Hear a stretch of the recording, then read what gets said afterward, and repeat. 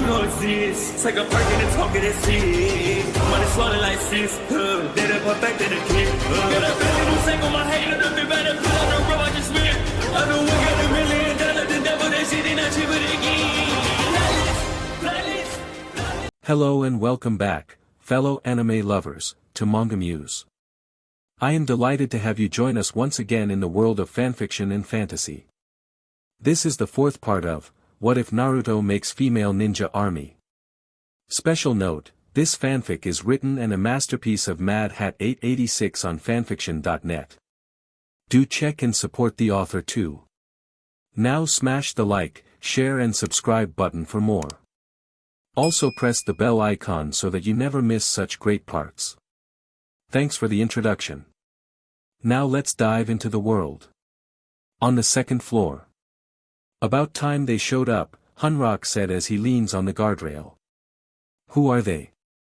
Tsunade asked as she watched the party from above. The party of 3 made their way to a table that's been reserved for latecomers.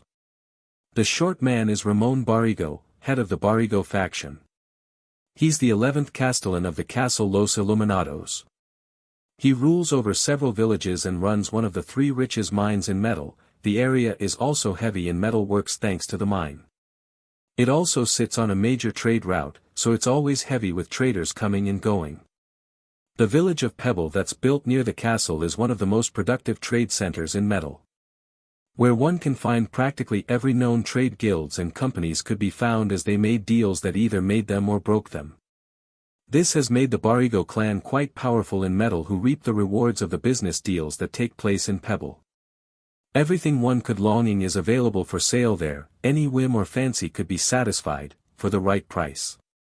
Ramon Barrigo, the current head of the clan is 34 years old and stands about 4 feet tall, and speaks in a high, childlike voice. He took control as the head of the Barrigo clan at age 20. He also a raving egomaniac but can back it up.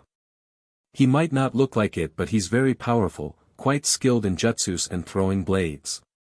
He's more powerful than an Eastern Kage, and uses his small size to his advantage by being able to get into small tight places that a normal-sized person can't follow, the Metal King answers her. He's stronger than a Kage?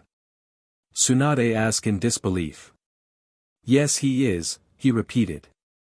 The 2 women with him are Belit, his wife and Sekhmet his daughter. Belit with her sharp mind is the brains behind the Barrigo factions. She comes up with ideas and plots to gain support for her husband's faction whenever she sees a way to gain more power, thought, intrigue and plotting. She takes the game of houses to a new level. This is the name given the scheming, plots, and manipulations for advantage by noble houses. Great value is given to subtlety, to aiming at one thing while seeming to aim at another, and to achieving ends with the least visible effort. Their daughter Sekhmet is the top sword user of the White Fang school. Her abilities and skills with a sword makes her a rising star in the sword users' circles. She also has a reputation of walking around the school with an unmatched elegance that left other girls looking jealous and guys drooling.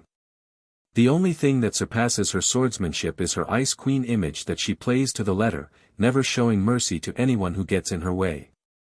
Before the conversation continued any further, the sounds of approaching footsteps diverted their attention. The doors once again open and 2 women step into the room. The older one is a gorgeous red-haired woman dressed in a very short, shimmering green dress that looked like it was intended for a night of clubbing. To the woman's left stood a bubblegum chewing girl who was slightly smaller than the redhead, but equally appealing and curvaceous. Her bright blonde hair was arranged in 2 ponytails to either side of her head and she was wearing what looked like a typical schoolgirl's outfit, although a bit brief. But in a place like metal that's a common thing. A few steps behind them, a tall figure, easily 7 feet tall, came into view, dwarfing the 2 women easily. The man looked very haggard in appearance, his head bald and unnaturally pale in color. His eyes were noticeably 2 different colors, a blue right eye, and a red left eye. There was something about that left eye, a fake quality to it, probably a false eye. He sported a very long black beard with flecks of gray, which hung down to his chest. The man wore a black trench coat which covered his entire body, save for the bottom of his dark black pants with matching black boots. It was clear that he was not in a happy mood. His facial expression was firm, unwavering, being the type of person no one dared mess with. He stopped in the center, flanked by the women on either side of him. "Who in the world is that?" Tsunade asked as she could feel a powerful aura coming from the three newcomers. The big guy is Baitor's Roake, is the head of the Roake faction. He is the village chief of Grant Village, better known as the Village of Sin, where you can find all kinds of vice right in the middle of nowhere. It's in an area where it hardly ever rains, and if it rains it is usually warm droplets of moisture that dissolve before it hits the ground. Usually twice a year, a major downpour comes. The mine is the poorest mine in metal, only giving out a few cartloads of tin ore and a few handfuls of copper every once a while. At first the village didn't even have a name or even a village, as there were only a handful of people living there at the start. It was just a mining camp. That's until the Roake family moved in. Their influence over Grant Village started when they brought a large number of women from all over the world there to keep the miners happy, turning a struggling mining camp into a thriving, bustling village. This is before Carline's great-grandmother married into the royal household. In addition, the people charged with governing the village, most of them from the Roake line, remained in power for generations, running it as they saw fit. His family has used the vast sum of money generated by all of the gambling and other vices to raise in power. With the money they take in has made them very powerful, but after the Delmo bloodline got into the royal house, their power has been drained as their influence in the royal court has been cut out. You have no idea how many members were in the Roake pockets before Carline's great-grandmother got rid of them. The current generation of the Roake line is Baitor's and his family. He's a giant man of imposing stature and great strength, and wears a black trench coat all the time. Hunrock explained the background of the family. His wife Ursuli runs the biggest gambling house in Grant Village. It's also a BRTHL that offers many vices for travelers. She is very crafty in running the house, using the girls working there to gather information through the people that go there. Through that and the network she made through the trader, there's nothing that goes on that she hasn't heard about. The only reason those houses of vice are allowed to continue to operate is that if they're shut down, the entire village will quickly fall apart, as the economic activity is the only thing that supports the village. Their daughter Rangda uses her family's money and status to get what she wants, either by bribing or by other means. Her snooty attitude as queen bee of the school matched her rich upbringing on her parents' fortune. She has a well-known reputation of going through guys as quickly as she did her father's money. She is a bully who, thanks to her family's connections, has gotten away with what she does in Grant. She's a brat and the other girl is an ice queen, Tsunade said. Yes they are, Hunrock said. They're going to have a tough time of winning Naruto over. It's a good thing too if either one of them does marry Naruto. It would be nothing but trouble in the long run. The two factions are power-hungry? Tsunade asked. Yes, have been ever since metal was founded, Hunrock said. Before Carline's grandmother married into the royal house, it was a member from either the Roake or the Barigo factions who marry into the throne. Why are you telling me this? Tsunade asked, knowing that he always used half-baked plans to get people to do what he wanted without them knowing. Like he used to do to her all the times they came face to face. I'm just thinking 4 steps ahead, Hunrock said as he begins to walk away, going back downstairs. Just make sure you play your part. Left alone on the second floor, Tsunade was deep in thought. What are you planning this time? At one of the tables. Amphora, it's been a while. Queen Carline greeted the Nanman Queen as she and her daughter Tai Li and her friend Mai walk over to her table. Yes it has, Amphora said as she seats herself in one of the free chairs. Not since the trade agreement we signed. Yes, I remember that, Setsuna said, remembering what had happened afterwards. You really are skilled in areas besides in smarts. Maybe I could show you later before I go back to Nanman, Amphora smiles. Sito looks over the two girls engaged to Naruto and like what she saw. I see that there's a lot of potential with these two. I see you still have an eye for it, Yen Lin said as she had joined her old friends at the table, leaving her granddaughter with her friends. What do you mean? Tai Li asked them.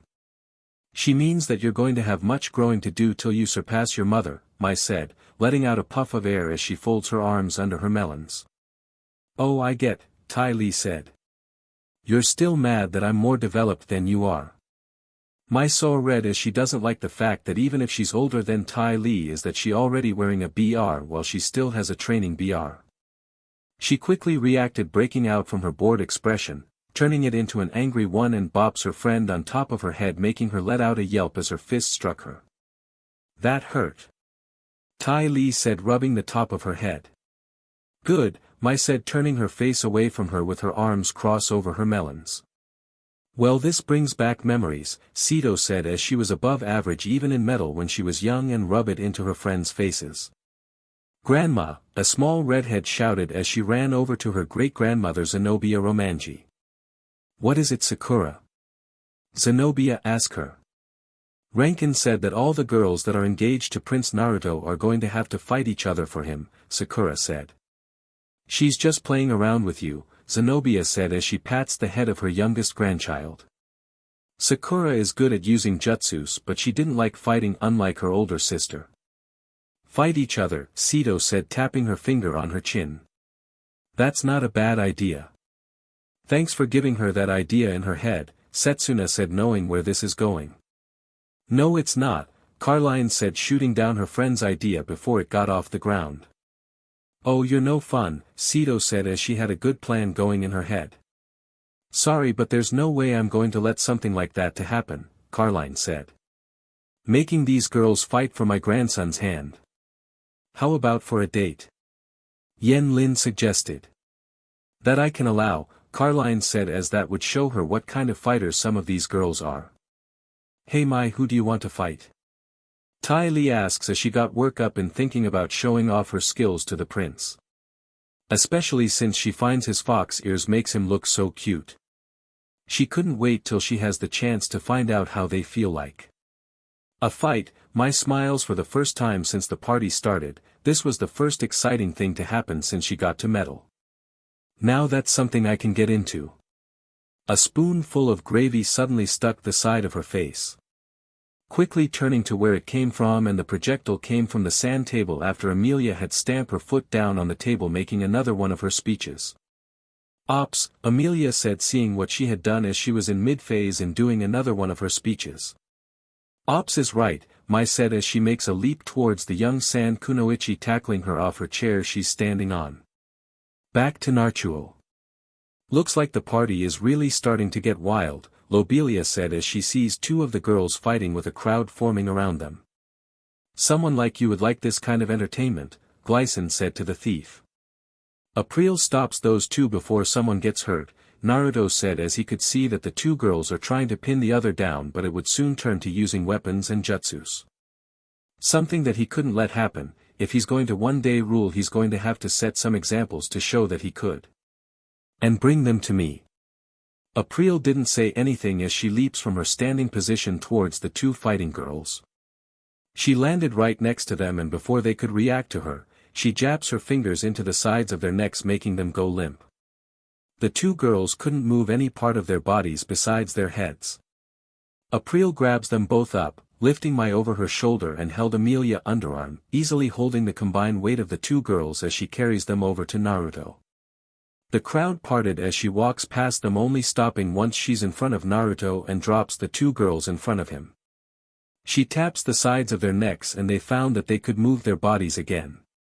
Amelia and Naruto greeted the two girls as they picked themselves up. I believe those are your names, right? Yes, they are, Amelia said, nervous. Yeah, those are our names, Mai said in a bored tone of voice. You two shouldn't be fighting. Someone else could get injured while you two are wildly throwing weapons around, Naruto said as he sat in his chair. She's the one who was throwing food around, Mai said, pointing to Amelia. And you're the one who tackled me, Amelia responded, pointing to Mai.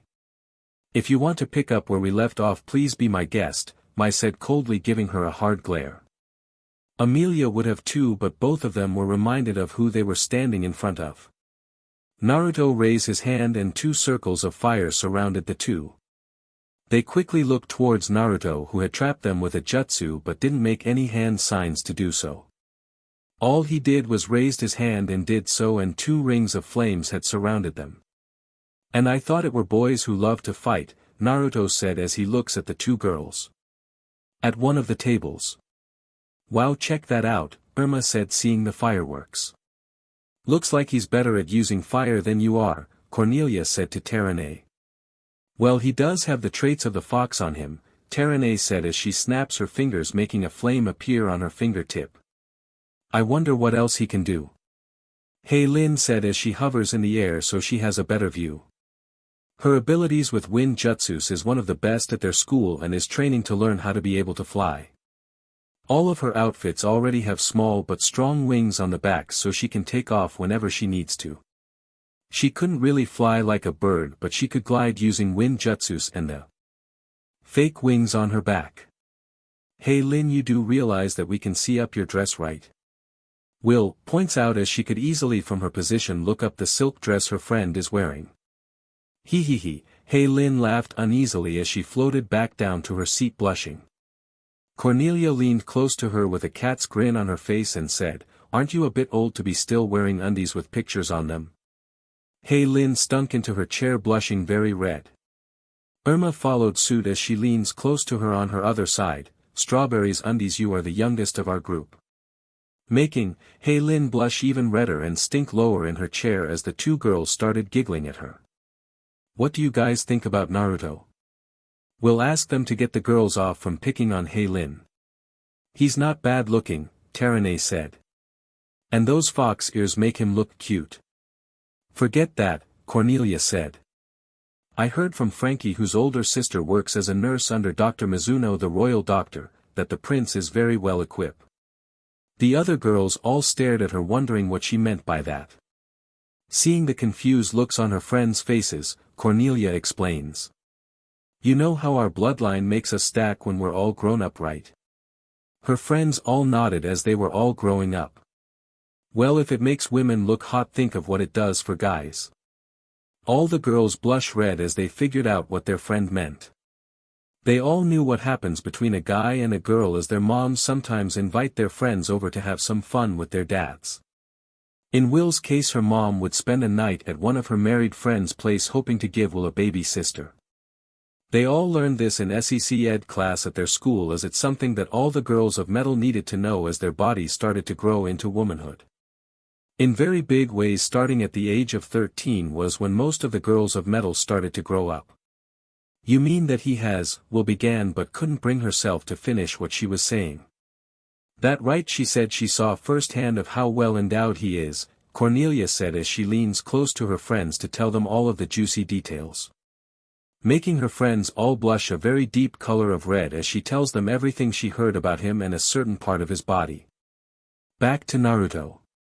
"Well, you two stop all of this fighting?" Naruto asked the 2 girls surrounded by fire.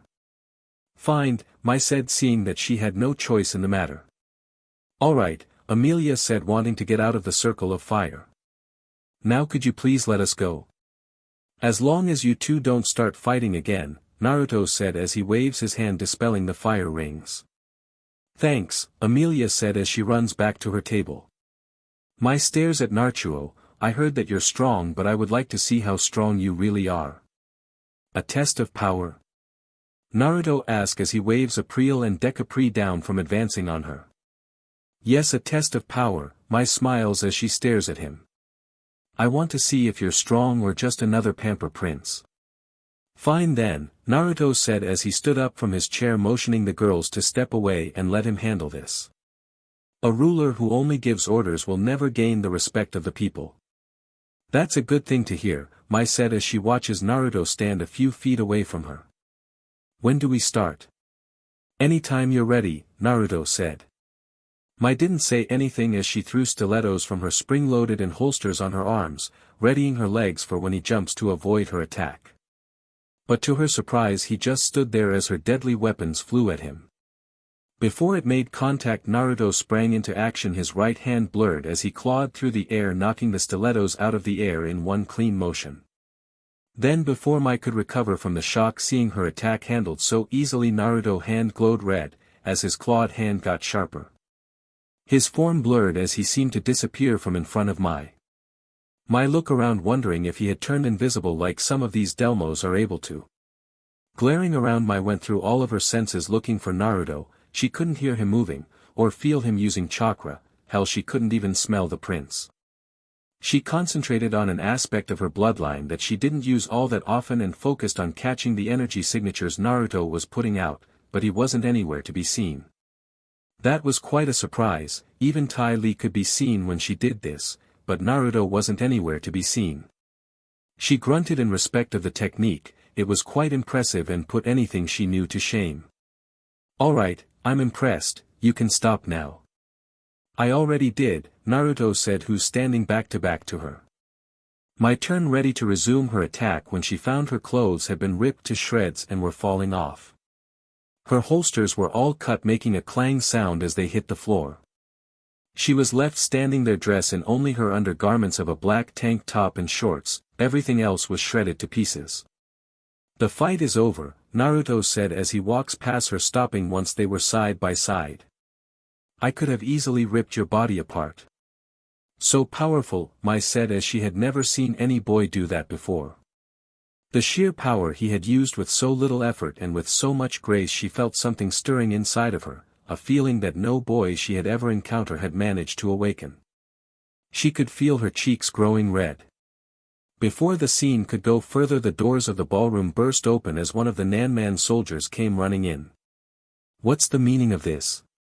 Amphora shouted to the soldier. "My queen," the man said. "Someone started attack the camp with fire bombs, setting it on fire, and now the Mimikills are rampaging through the city." "They're what?" Amphora shouted as people began running towards the windows and outside to see what's happening in the city. Carline started barking orders for all free guards to go and stop the rampaging beasts before they wreak more of the city. "Naruto, stay here while I see to this," she shouted over to him as she rushes out the doors to see the damage so far. Kami and the other bodyguards quickly rush over to the Prince of Metal as they needed to make sure he remains safe in all of the confusion happening around them. With most of the people in the room gone, Naruto motions his girls to follow him to the top of the castle. As they neared the back door of the ballroom, Naruto Fox ears heard the sound of a crossbow being fired. He ducks down as a bolt flew where his head was a moment ago. Looking up, he saw a man dressed in a gray-green suit aiming a small crossbow at him. Before he could fire, he was sent flying as a busted blonde punched him in the face, sending crashing into a wall, which left a crater impact where he was sent flying into. But to the woman's shock, the man just stood back up and fired his crossbow, hitting arm as she raised it to protect her face where he was aiming for. VERYYYY stopped him as she fired her crossbow, sending a bolt into his head, putting him down for good. "Naruto, we got to get you out of here," Kami shouts, not knowing how many there were with that man. The wall close to them suddenly burst apart as a big dark-skinned man wearing a gray-green suit, armed with metal gloves, punched his way through. He charged at Naruto screaming in blind fury, but he didn't get anywhere close to him. Kami, Junie, and Julie all struck him from the front and his sides all at once, stopping him cold. Santama followed their lead as she leaped through the air, grabbing his head and using her momentum twisted his head around, snapping his neck. The four girls disengaged from the big man, letting his lifeless body to fall to the ground. Two men leaped through the opening that the man made, both armed with swords. They threw their weapons at Naruto, not caring what happens afterwards with their weapons gone. Noembalu jumps in front of Naruto and blocks the two blades with her body. The two blades bounced off her steel-hard body as she used her bloodline. Satsuki quickly went into action, cutting off the two men's arms off with a swipe of her sword. Xiaoyu and Jinyu pointed their weapons at the two now armless would-be assassins. They would need those two alive to find out who had sent them. A man dressed in the same suit as the other four, but his jacket is wide open and undershirt untucked, burst out from a second-floor window, showering the people down below with broken glass. Naruto and the killer bees shielded their faces from the broken glass, giving the man the time he needed to strike as he fell towards the ground. He kicked off from the sides of a wall, boosting his downward fall towards Naruto, his two blades ready to deliver fatal blows upon him. Setsuna appeared in front of her, blocking his two blades with an iron staff and kick him away from Naruto and his bodyguards. Looking where he was headed, Daredevil saw he's heading for the King of Metal along with a large group of Delmos. Seeing he has little chance of escaping, he acted fast and threw his two blades at Agent Alpha and Agent Beta. The two blades buried themselves into their foreheads. Daredevil hit the floor and was quickly surrounded by Delmos, all pointing their weapons at him. "Who are you?" Roake said as he stands in front of the assassin. "Sorry, can't answer that," the man said as he bites down on a false tooth that all agents have in case they were captured. The tooth contains the DRG, Raging Nostrum, giving him super strength and speed. Daredevil cough up BLD as he feels the DRG flowing through his body. "He took a DRG," one of the guards shouted. They charge in, but to their shock Daredevil jumps straight up into the air like he's flying right to the ceiling that was several stories high. He hanged upside down, getting his bearings, and launched himself downwards towards Naruto. The killer bees leaped into the air to stop him, but the power he now had allowed him to swat all of them away as he powered right through them. Setsuna pushed him out of the way as Daredevil lands in front of them. She was going to attack but was stopped as Naruto pushes her aside, letting him face his foe head-on. Naruto raised his hand as it glowed red and he clawed the air, creating red blades flying at Daredevil. The blade struck him head first, cutting his head into several slices. "That's for hurting them," Naruto said as he saw how hurt the killer bees were. "Naruto, are you hurt?" Setsuna asked him. "I'm fine, it's the killer bees who are hurt," Naruto said, waving her off. "Get some medic teams here and help them." "Of course," Setsuna said, smiling inside as he's acting like a ruler should, caring for his people rather than themselves. She shouted over to Glycin and Lobelia, who are helping the killer bees up from where they fell. Glycin, Lobelia, gathered up the other girls and escort Naruto to his room and stay with him there until it's safe. "Yes, Ma," the two maids said as they walk off with Naruto along with several guards waving the other maids who are scattered around the room to follow them. The other guests who had stayed during the assault are all being asked by the guards to leave the building till they cleared everything up and gather anything to link the men to the group that sent them. "Looks like someone doesn't want Naruto to become king," Roake said to Setsuna. "At least we now know who set the fire." "And I have a feeling that is just the beginning," Setsuna said, knowing whoever sent those men aren't going to give up that easily. The first day of school. A cold, God-forsaken place was Nibblet, a small village that sat in the borders of Metal, Gem, and Frass, a place that always seemed to snow. Day after day of searing wind that would freeze flesh in seconds, drifts of deadly snow piled to the eaves of the houses, if houses you could call them, and wolves, droves of them, sweeping down from northern Gem to hunt the more plentiful game, including humans, found around Nibblet. Even though it had a name and called itself a town, Nibblet was hardly more than a shantytown. A crude collection of dilapidated houses, even more huts and shacks, muddy streets when they weren't froze over, that is, raw sewage, and the refugees, castaways and survivors of the civil war going on in Gem and Metal's neighboring country of Frass, which ended a few years ago. Nibblet got its name in a funny sort of way. 2 winters passed, the wolves managed to make off with 18 people, including 6 children. One of the town elders, a fat slob named Jake Strong, joked about how the wolves were nibbling away at the town. "Well, funny thing about jokes like that, they have a way of coming back to you." Jake disappeared 2 days later. The only thing ever found was a half-eaten boot that was not empty. Anyway, Fat Jake was gone, into the belly of a wolf or two, but the name stuck, his last contribution to the land of the living. Because of the war in Frass, mainly women and children populated Nibblet, as men left to fight in one of the 2 warring tribes as mercenaries. Old and young, of all shapes and sizes, there probably were 20 women for every man. Yes, a womanizer's dream was Nibblet, except these were hard women. Uprooted from their former lives by a war they didn't want, scratching out a bare existence far from the nearest town of any size, the women of Nibblet had learned to take what they wanted and then fought like hellcats to hold on to it. More than one man had found himself waking up naked in a field surrounded by wolves after he thought he could take whatever woman he wanted. Yep, Hard women they were. In fact, last winter alone the women of Nibblet had killed 42 of those damned wolves. But, despite all this, year after year, the wolves grew stronger, larger and bolder, sometimes even stealing babies right out of their cribs over the dead and mauled bodies of their mothers. Every winter, more and more people disappeared just like old fat Jake, and yet, Nibblet continued to struggle on growing, year by year. Cora Jane Anderson, or CJ for short, stood on the porch of her old wood frame house bursting with pride as she surveyed her small freshly cultivated garden. A tall willowy blonde, CJ still retained the soft supple skin of a much younger woman, even after 4 years in the hellhole called Nibblet. Born and raised the only child of a wealthy landowner in northern Metal, she had been pampered all her life. Her every need, want and longing had been instantly satisfied by her doting parents and the labors of their huge plantation. Then her life suddenly changed when, at the age of 18, a raiding party of Frass troops swept through her home with fire and death. Now the plantation was in ashes, her parents long since turned to dust after they were cut down trying to escape. The labors were long gone and CJ had gone north as the MSTRS of the Frass commander that had captured her.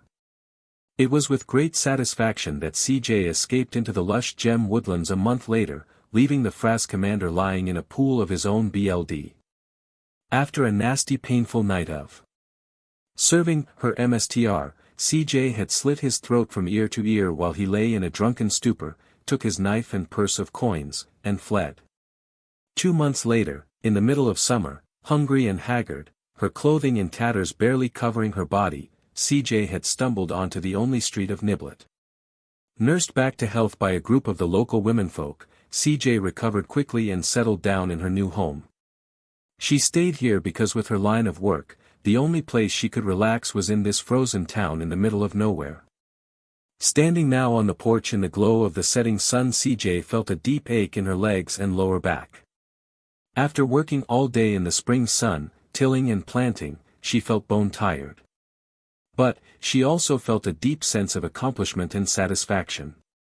Sure, back home, her workers could have completed the garden in less than half the time, and the rows may have been a little straighter, but this was her garden, planted by her own hands, and she was proud.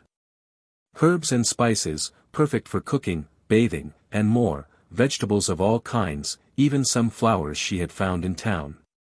Yes, she was proud of her garden, and now it was time to celebrate. Even as the last rays of the sun disappeared behind the trees, CJ turned and went inside. Bolting and double-bolting the door against the night and the wolves, she also checked and secured all the windows. Blowing out all but 2 candles, CJ made her way to her bedroom. The fresh scent of jasmine greeted her as she opened the bedroom door. Warm moist air from the steaming bath in the adjoining room wafted over her with its soothing warmth as she slowly peeled off her filthy work clothes. Even wearing gloves and boots, thick jeans and shirt, dirt had still managed to get inside her clothing. Streaks of mud smeared the smooth skin of her belly. Splotches of dirt and grime ran from her shoulder down across and below her large firm melons. Her body showed her Delmo bloodline flowing through her veins. She could feel dirt and grime between her legs with every step she took. Carrying the 2 candles, CJ went into the dark bathroom. The candlelight flickered eerily against the walls of the small room and softly reflected from the 2 large mirrors on each end wall. In the center of the room stood a huge cast iron tub of Victorian design that she had bought from a woman that had moved away from Nibblet, going back to wherever she had came from. Long and deep, it was perfect for what CJ had in mind. It had taken the better part of the day to heat the water in this monstrosity, but now it was a welcome sight to her weary body. Tendrils of steam swirled upward in spiraling circles until they were lost in the darkness. Rose petals floated lazily on the still water.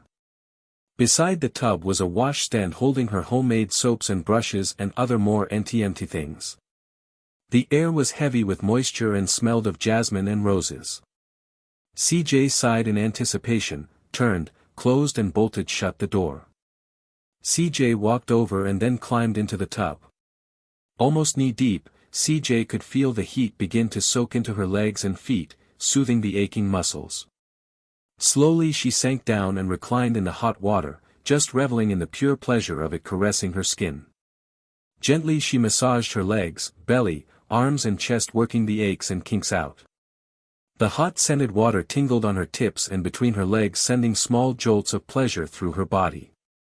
She always loved taking long hot baths, and tonight this one was going to be extra special.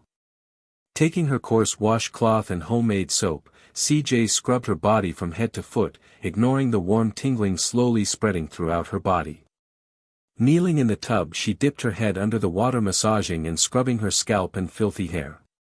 The soap was creamy soft, the washcloth coarse and rough against her skin, and before long CJ's skin glistened pink and flushed in the candlelight. Her tips had swelled and hardened from the washcloth, and the smooth creamy soap on her PP had started her own juices to flowing. The business part of the bath finished, CJ was now ready for the rest. Then she sensed someone in the room with her, her hand quickly grabbed a throwing needle she kept hidden on the underside of the rim of the tub. She turns to the person in the room, readying her needle to teach the person a painful lesson. But she stops as she sees who it is.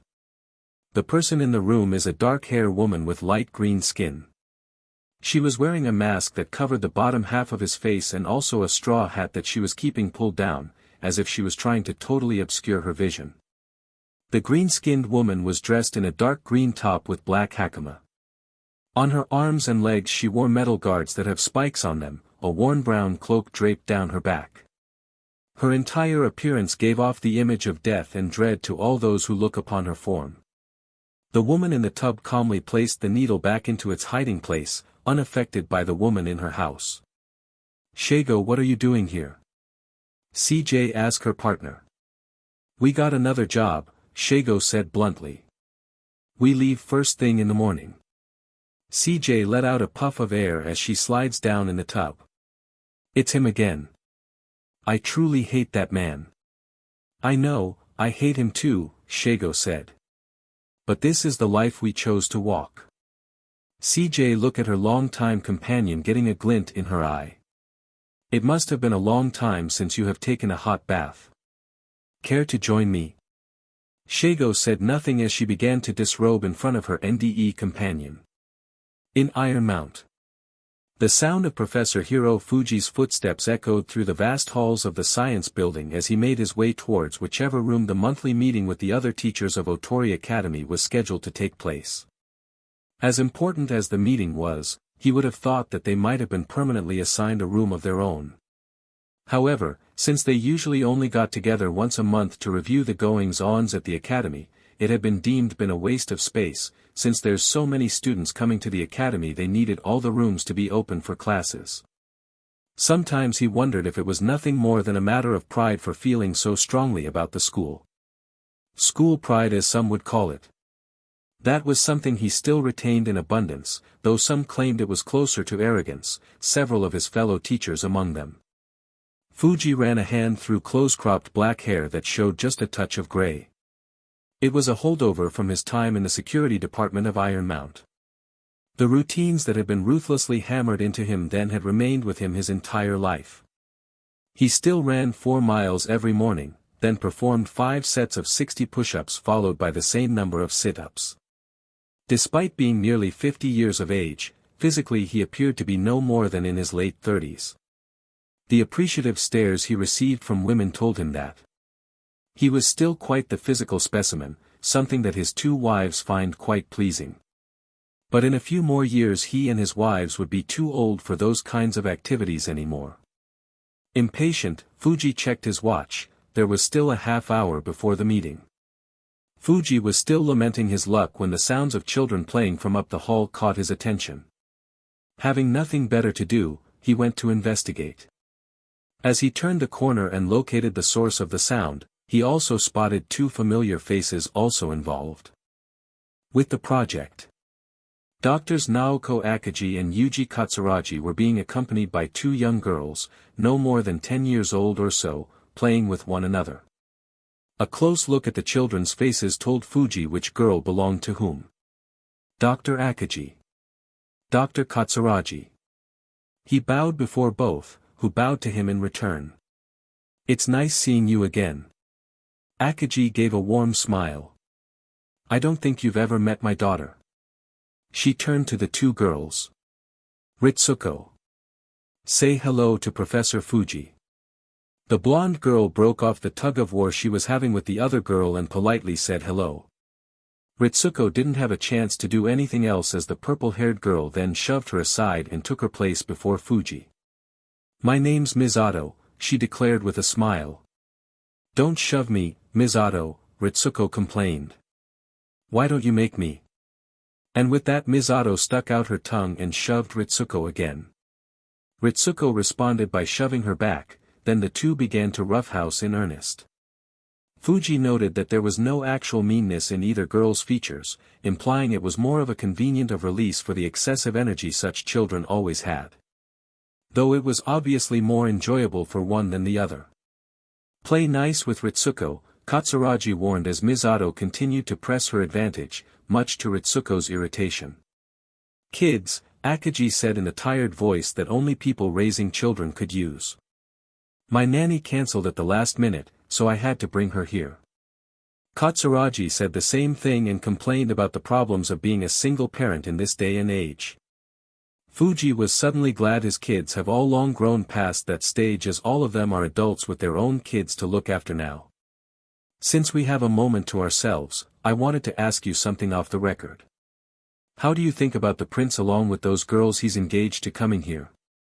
And I just want your basic opinions, not some long-winded speech from the headmistress. We'll have more than enough of those at the meeting. Akagi and Katsuragi looked at each other, and then laughed. Katsuragi spoke first. I should say we have complete faith that we can handle any problems that might pop up. After all, Akagi continued. We've already lived through the school years when Prince Naruto's mother Kiko went here. That's true, Fuji said remembering all of the misadventures that happened while Kiko was a student here. She was in his class after all. Are you two going to get your kids signed into one of Prince Naruto's classes? Maybe, Katsuragi said with a smile. He can pick any girls that he wants, Akagi said smiling as well. Well, this brings back memories, Fuji thought to himself as back when Kiko was coming here all of the girls spent much of their time trying to become bedmates of the princess. Time passed quickly as they became absorbed in their conversation. A handful of other early arrivals joined the trio. Eventually, the children became more of a nuisance as they began to grow bored with all of the grown-up talk and tried harassing their parents into doing something with them. The teachers sent their daughters to another waiting room where a secretary could keep an eye on them. It was shortly after their return the remaining staff members showed up, and everyone entered the room. Upon entering, Fuji saw that the room they were using was more comfortable than what they had used before. It was at least twice as large and had a greater feel of importance to it. Director Saito, the head of the project, must have arranged for the upgrade of their own.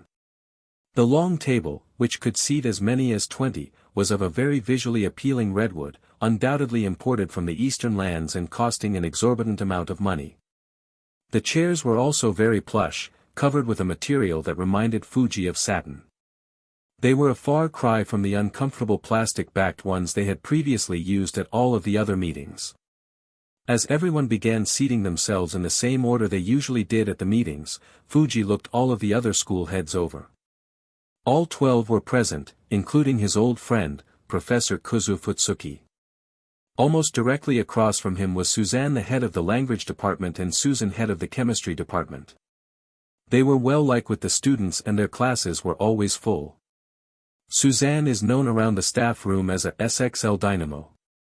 On the outside, her shimmering green eyes radiated a serenity, grace, and sophistication that perfectly reflected her inner personality.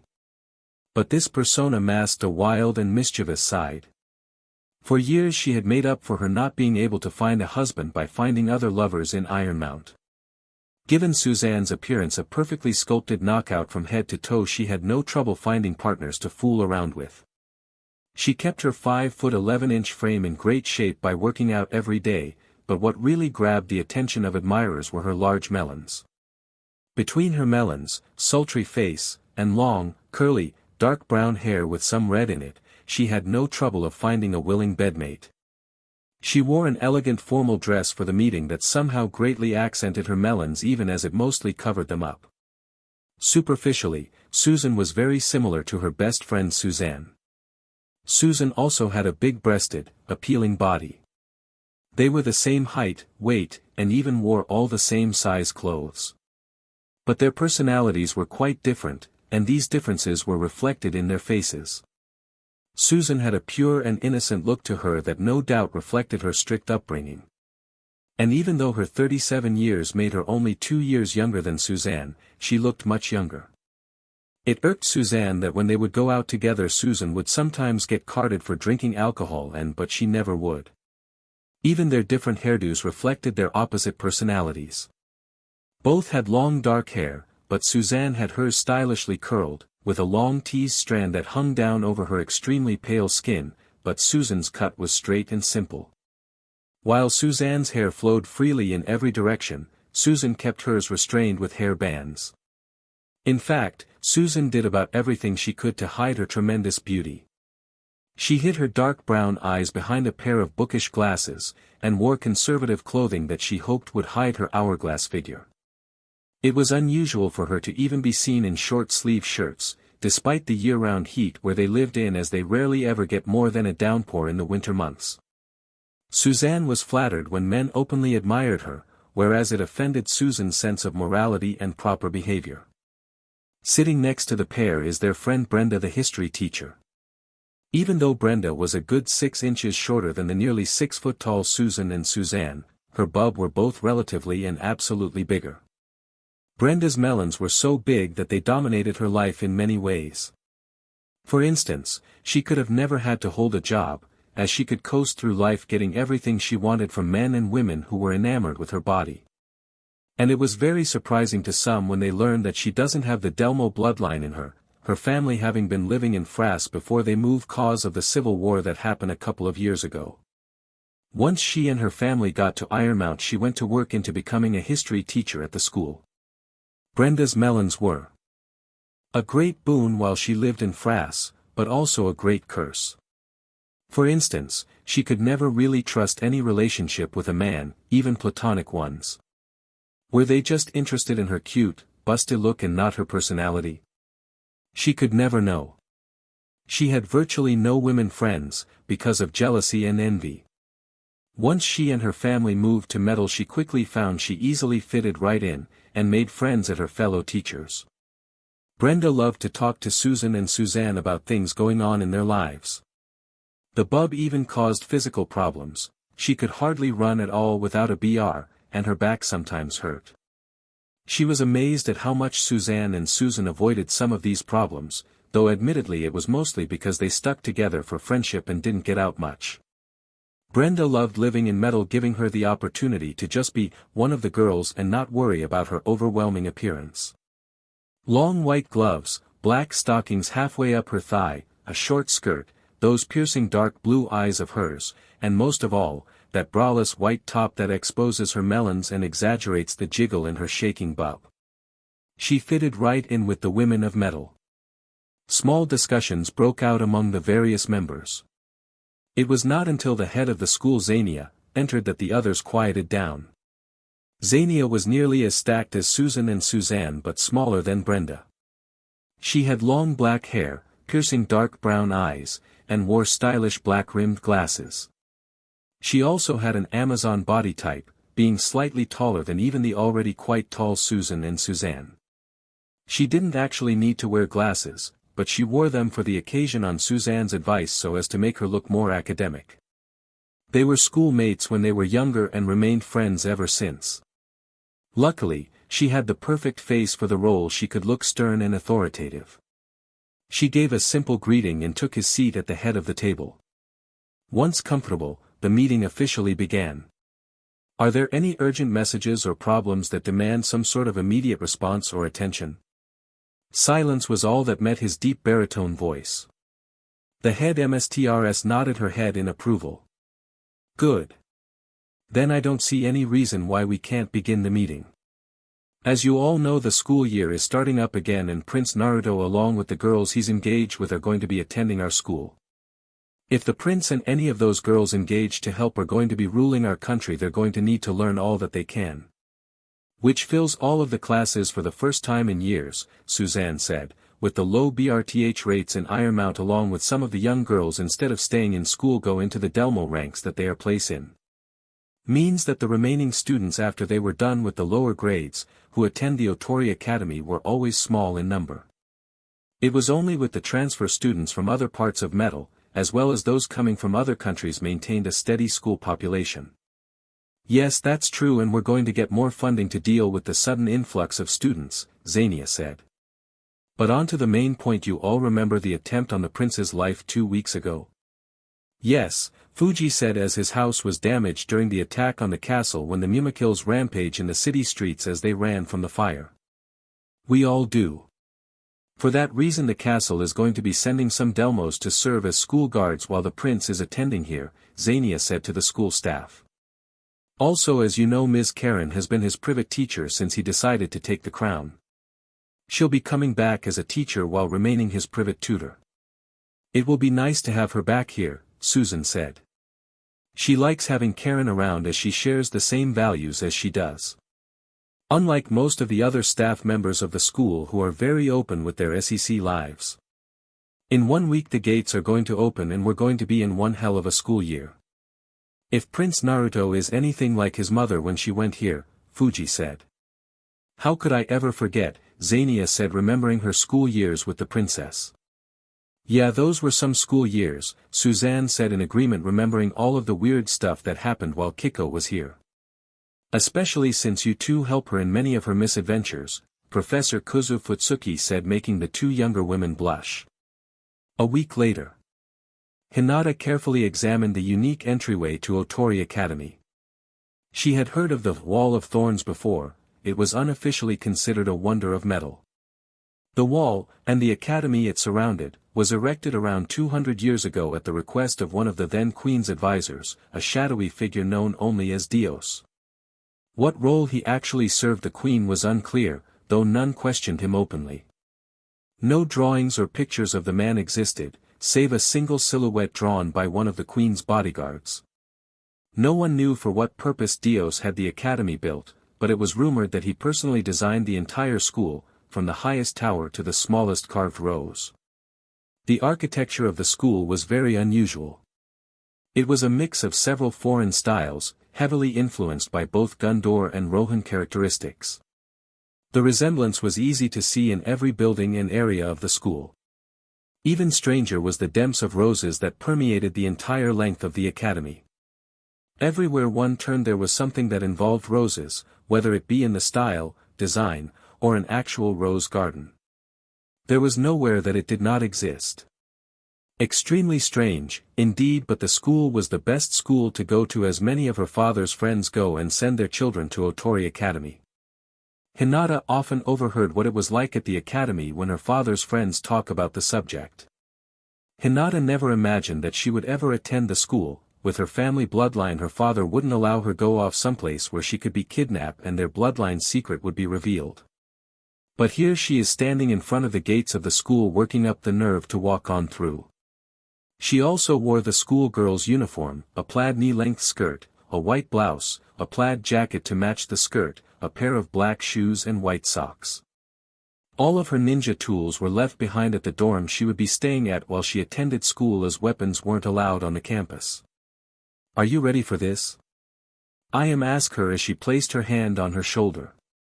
Behind her are the rest of the Leaf kids, as they were all going to be attending the school.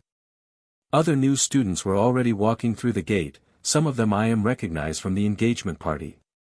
The Sand and Sound ninjas were already in the school grounds waiting for the opening event for the new school year to begin. I never seen a school like this before, Ino said as she stares at the size of the school that took up much of the surrounding area. I have, but never of this size, Ten said as some of the missions she's been on took her team to those big schools in the east. I don't like this uniform, Chuji said as he pulls on his new vest that's part of his boys' school uniform. What, it looks good on you, Ino said, dressed the same as Hinata and I am. Looks much better than your normal outfits. Yeah, Shikamaru said, dressed in an untucked white shirt and blue jeans. Now I have to go back to school. What a drg. I hope Akamaru is doing okay, Kiba said, dress in a white color school hooded sweater instead of his usually sweater. He'll be fine, I said. Hey, I think it's Naruto, Sakura said, pointing to a large group of girls walking towards the gate. In the middle of the group was Naruto, he's wearing a school uniform like they are. While he has on an aquaberry sweater vest, the girls around him are wearing aquaberry jackets. Aren't those his bodyguards? Ino asked to her group. Yup, they are, Sakura said, recognizing the girl with the long ponytails wearing the gas mask. So much for getting some alone time with him, I said, seeing that they're not going to let down their guard, not after what happened at the engagement party. Naruto, Hinata said under her breath as he and his bodyguards walked past her and her group. Don't worry, I said to Hinata. We got the whole school year ahead of us. First bell. Hinata and her group stood in front of a tall platform that's been set up in front of the main school building. She stood with her group from Leaf Village, feeling out of place as almost everyone knows where they're from and what their village has done to their prince. The only one that didn't seem affected is as some of the people knows that she's the only real friend Naruto had in the Leaf Village. The dean of the school greeted the new students of the school. She gave a long speech about the new school year and how she's glad to see so many new faces in the crowd. She pointed out all the buildings of the school grounds and told them where to go for the classes they're going to be taking. All of them would be going to the tables that have been set up with the first letters of their last names for the list of their classes. After waiting in a long line, Hinata was handed a paper with the list of the classes that she'll be taking for the school year. Looking at the list of classes she'll be taking, she hopes that she'll be in the classes with one of the other kids of the Leaf, as she was nervous of being all alone in a classroom of strangers. As she walks off to the building with the room number of her first class, she walked past a koi PND. She was so lost in thought that she almost tripped on something large and pink. Looking at the strange animal, Hinata blinked as she wasn't sure what she's looking at. The animal is colored pink, looks like a lizard but has two bear-like ears but is furless. The animal is laying flat on its stomach with its tail dripping in the PND like it's fishing. You must be one of the new students, a voice said behind her. Hinata turned around and saw an older woman who is petite everywhere but for her large ample burst. On her smaller frame, they appeared larger than they really were, and made her look really stacked. The woman is a redhead who has her hair in a pigtail, and clear blue eyes that are more friendly than Hinata has seen in the eyes of the people of metal. Yes, I am, Hinata answers the older woman. What kind of animal is that? That's just a slowpoke, the older woman answers. A slowpoke? Hinata asked, blinking at the weird name. The woman went into teacher mode. They're moderately large, pink, quadrupled animals vaguely reminiscent of a hippopotamus or with bright pink flesh. Their vacant facial appearance and strikingly sluggish behavior have earned them the none too flattering classification as dopey, and they do not perform anything in their natural life CYCL to counteract this popular image. Tradition holds that slowpoke are able to bring nigh immeasurable rain merely by yawning. Slowpoke can be thought of as yawning whenever they say their own name. This could act as a way for them to sharpen their senses, which yawning is supposed to do, though it obviously doesn't help. Most of the time slowpokes can be seen standing in a daze and apparently lost in thought, though no one knows whatever they could be thinking about. Slowpoke are not necessarily sluggish by choice. Their nervous systems appear to be unfit for reacting to an external stimuli in under 5 full seconds, even if that stimulus is a physical attack by another animal such as a predator. And even when they do move and react, their alacrity is not impressive at all. The primary activity of slowpoke is to dip their apparently pain-resistant tails into rivers and use them as fishing rods when it is time to look for food. A slowpoke's tail excretes a sweet sap-like substance on its end, which is appealing to fish for them to bite on the tail. Provided the fish wasn't strong enough to literally bite the tail off, which is something that happens occasionally if slowpoke catches a fish that can bite it off, the slowpoke lifts its tail back up and feeds on the fish. Even when fishing, a slowpoke can forget its original purpose and remain on the same spot for days at a time, never noticing its catch, and suggesting that it is not vital for slowpoke to consume food at a constant rate. Also, if its tail was bit off, it can regrow it much like how starfish can regrow a missing limb. The easily regrowable nature of a slowpoke's tail, as well as its pleasant taste though it lacks nutritional value, made it a popular enough delicacy that an underground slowpoke tail trade. Since they don't do much besides laying about, they are allowed to run around the city and most of the people around here find them cute. Hinata's mind got confused with all of the information that's been shoved into her head. Why are you a teacher here? I'm a PE teacher, the redhead said. I'm Ranko and you're Hinata Hyuga, the girl who has a crush on the prince who's so shy that she always hid behind things whenever she's near him. You know about that? Hinata said as her face began to burn red. Everyone knows about that, Ranko said as she rubs Hinata's head. Don't worry, you and I am Ichiraku don't have to worry about being picked on in school. You two were his friends, well I am was while you were too shy to say hi to him. Ranko smiled seeing Hinata's face turn redder. But that what makes you so cute? Hinata taps her fingers together as she looks down unable to see the woman standing before her. Well I mean that I Naruto. That's okay, Ranko said as she rubs her hair again. Now get to class before the first bell. Hinata nodded as ran off to her first class while Ranko smiled at the shy young girl. In one of the classrooms. It's been almost 10 minutes, Ten said as she waited for the class to start. Tell me about it, Ayam said as she sat next to her. They had the same class together and have been waiting for the teacher to come in. They also been noticing a lot of the girls in the class glaring at them and whispering to each other about something having to do with them. The teacher, a woman, finally walked into the classroom muttering angrily about bike chains and wrong classes. Okay, starting today, I'm the homeroom teacher for class 3, she said. My name's Tanizaki. Nice to meet you. It was then she noticed movement in the corner of her eye and reached out to pull it. Ow, that hurts. Yukari Tanizaki quickly let go of a young girl's ponytail. Oh yeah, Yukari realized, remembering she needed to introduce one of the students. This is Chiyo Mihama, a new transfer student. I'm Chiyo Mihama, Chiyo bowed politely, nice to meet you. Chiyo-chan is only 10 years old, she had just been admitted to the school because she is very gifted, Yukari explained. Hua. The class began to be impressed at the small child. Please don't pick on her, just because she's smart for a little brat, Yukari adds. The class big sweated. Brat? Ten thought to herself. I'm more worried that Miss Yukari is most likely to pick on her, Ayam thought. Many students of the class began to cheer her on and caused Chiyo to blush at the attention. Thank you. Anyway, Yukari turned to the class after Chiyo was seated. We have a pop quiz today. The entire class groaned in torment while Chiyo blinked. Good luck, everybody. I'll be taking this quiz with you, Yukari smiled while holding up her own quiz. This quiz seems harder than Yukari's, one of the girls near the two-leaf girls whispered to her neighbor and her neighbor nodded in agreement. As the test began, several of the students noticed Yukari didn't even move her pencil and wondered what was going on. Yukari suddenly dropped her head lower and growled in frustration, causing the entire class to big sweat. She can't even do it. Ten whispered to Ayam, who nodded in response. A little later, Yukari suddenly stood up and began walking through the rows of desks. She began to look down at the quizzes as she passed each desk, which caused several students to big sweated yet again. She's not checking on us, she's cheating.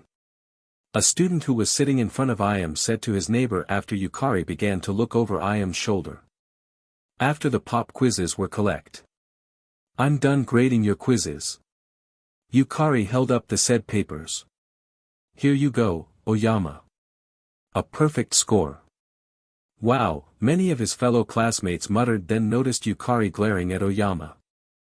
I hate you. You got a better grade than me. Yukari growled before switching back to her cheerful look, which caused the entire class to big sweat for the third time. Next, Chiyo-chan. Yukari handed her quiz to her, then growled. Also a perfect score. Chio stood there trembling with tears forming on the corners of her eyes which caused Yukari to stare at the sight for a couple seconds.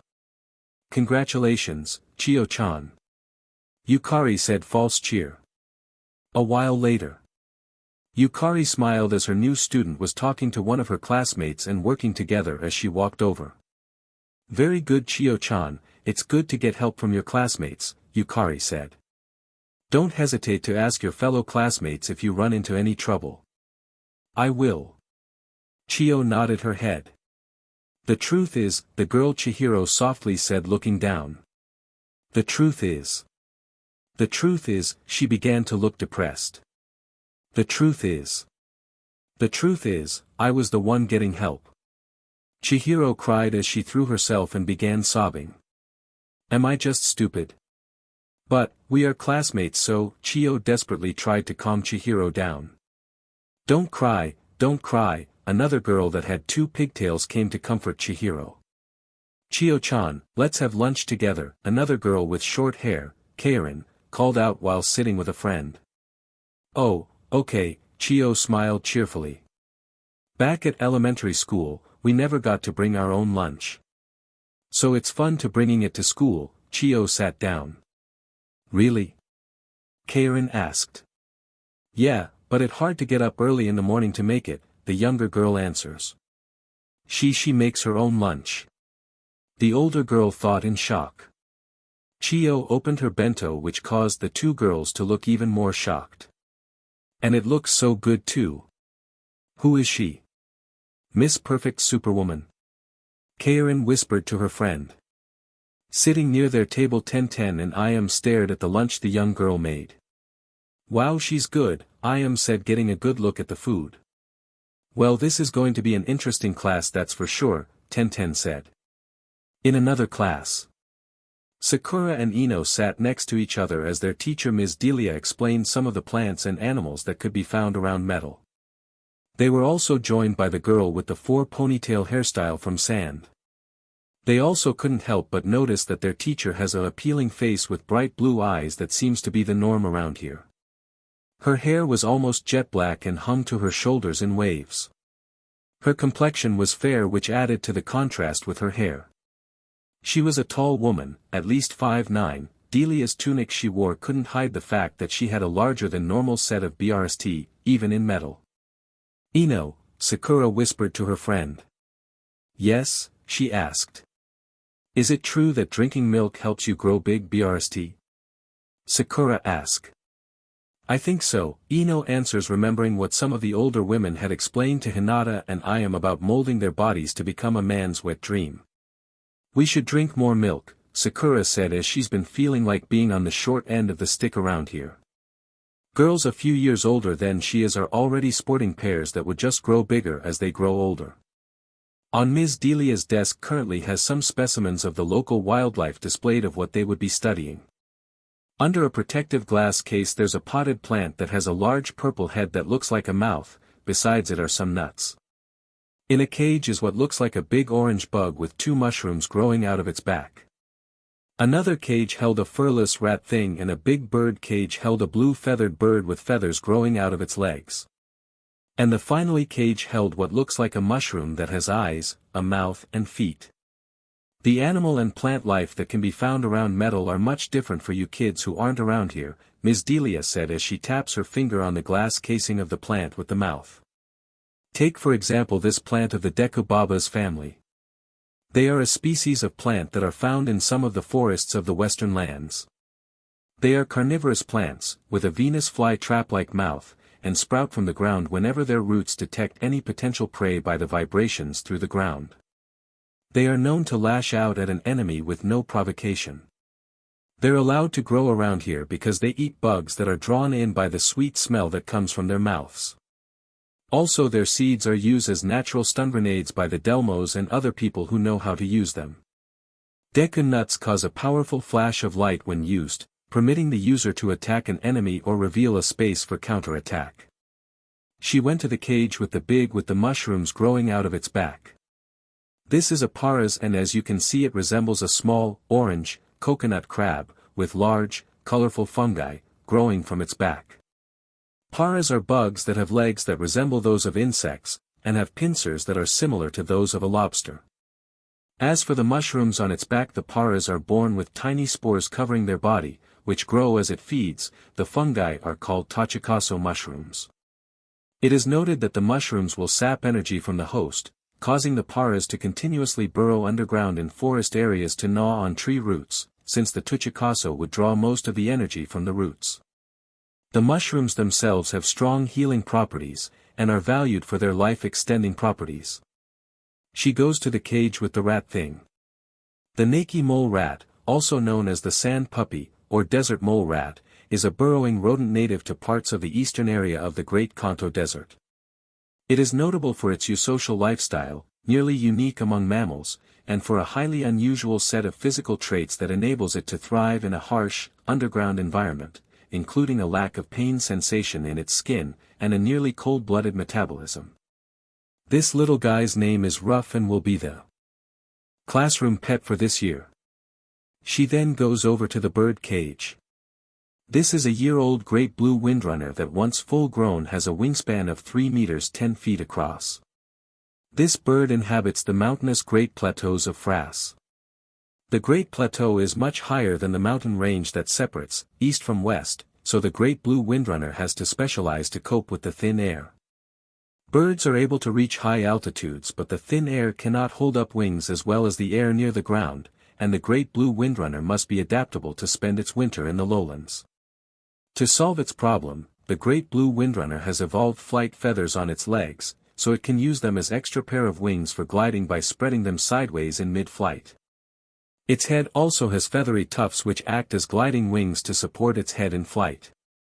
At such high altitude, ultraviolet light leaks through the atmosphere. The great blue windrunner is covered in fluorescent blue feathers that reflect ultraviolet light. Great blue windrunner can also see in ultraviolet and use the light to recognize one another. Their eyes are protected from these high amounts of light by lenses which act as built-in sunglasses.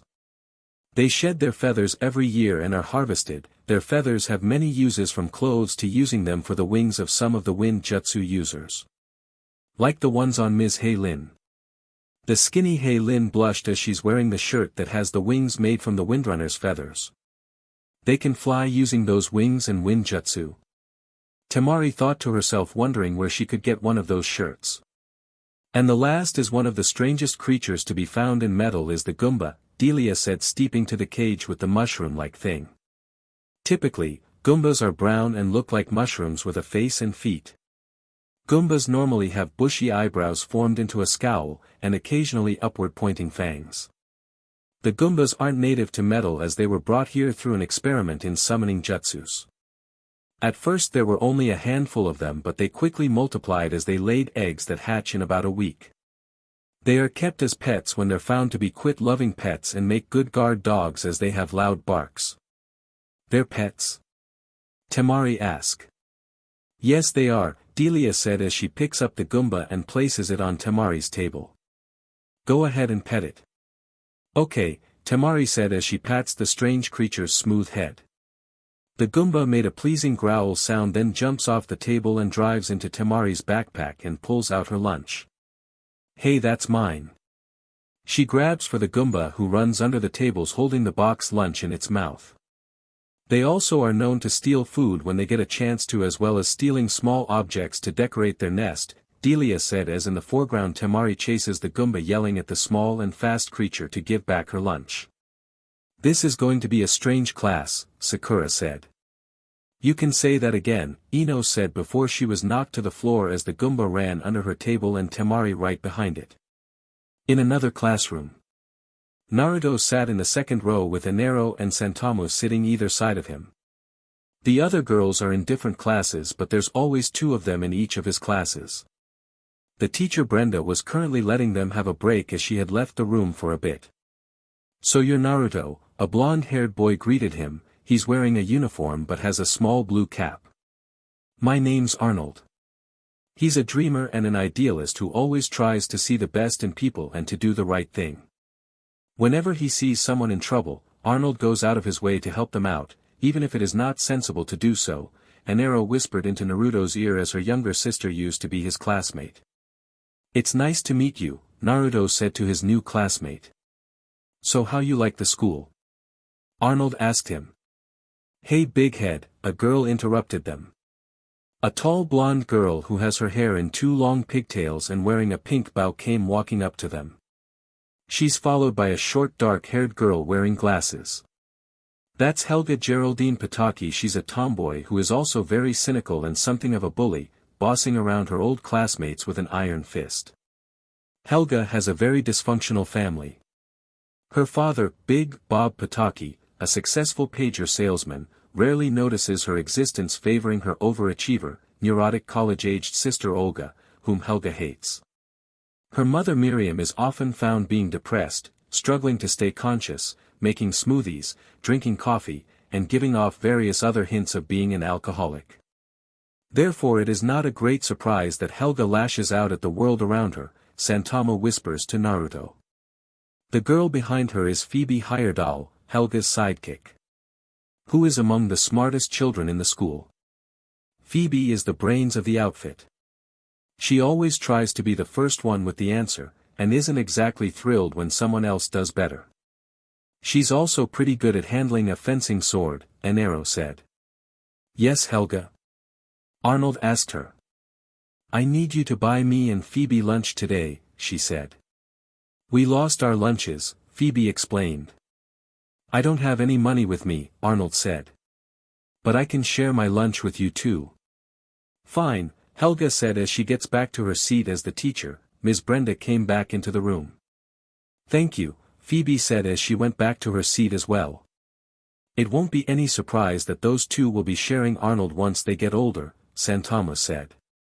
Yes, as I have noticed, Naruto said as he has seen that some of the older boys have 2 or more girls around them.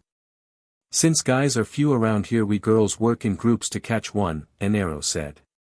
Not surprising, Naruto said. Since he's been here, groups of girls from the party and from the school have been trying to get him to join them for some fun. But he has enough to deal with. He needs to have all the skills he needs to be able to run a nation, as well as preparing for his 18th birthday, where he will get his revenge against the Leaf Village and the people who failed to follow his father's last wishes. The letter.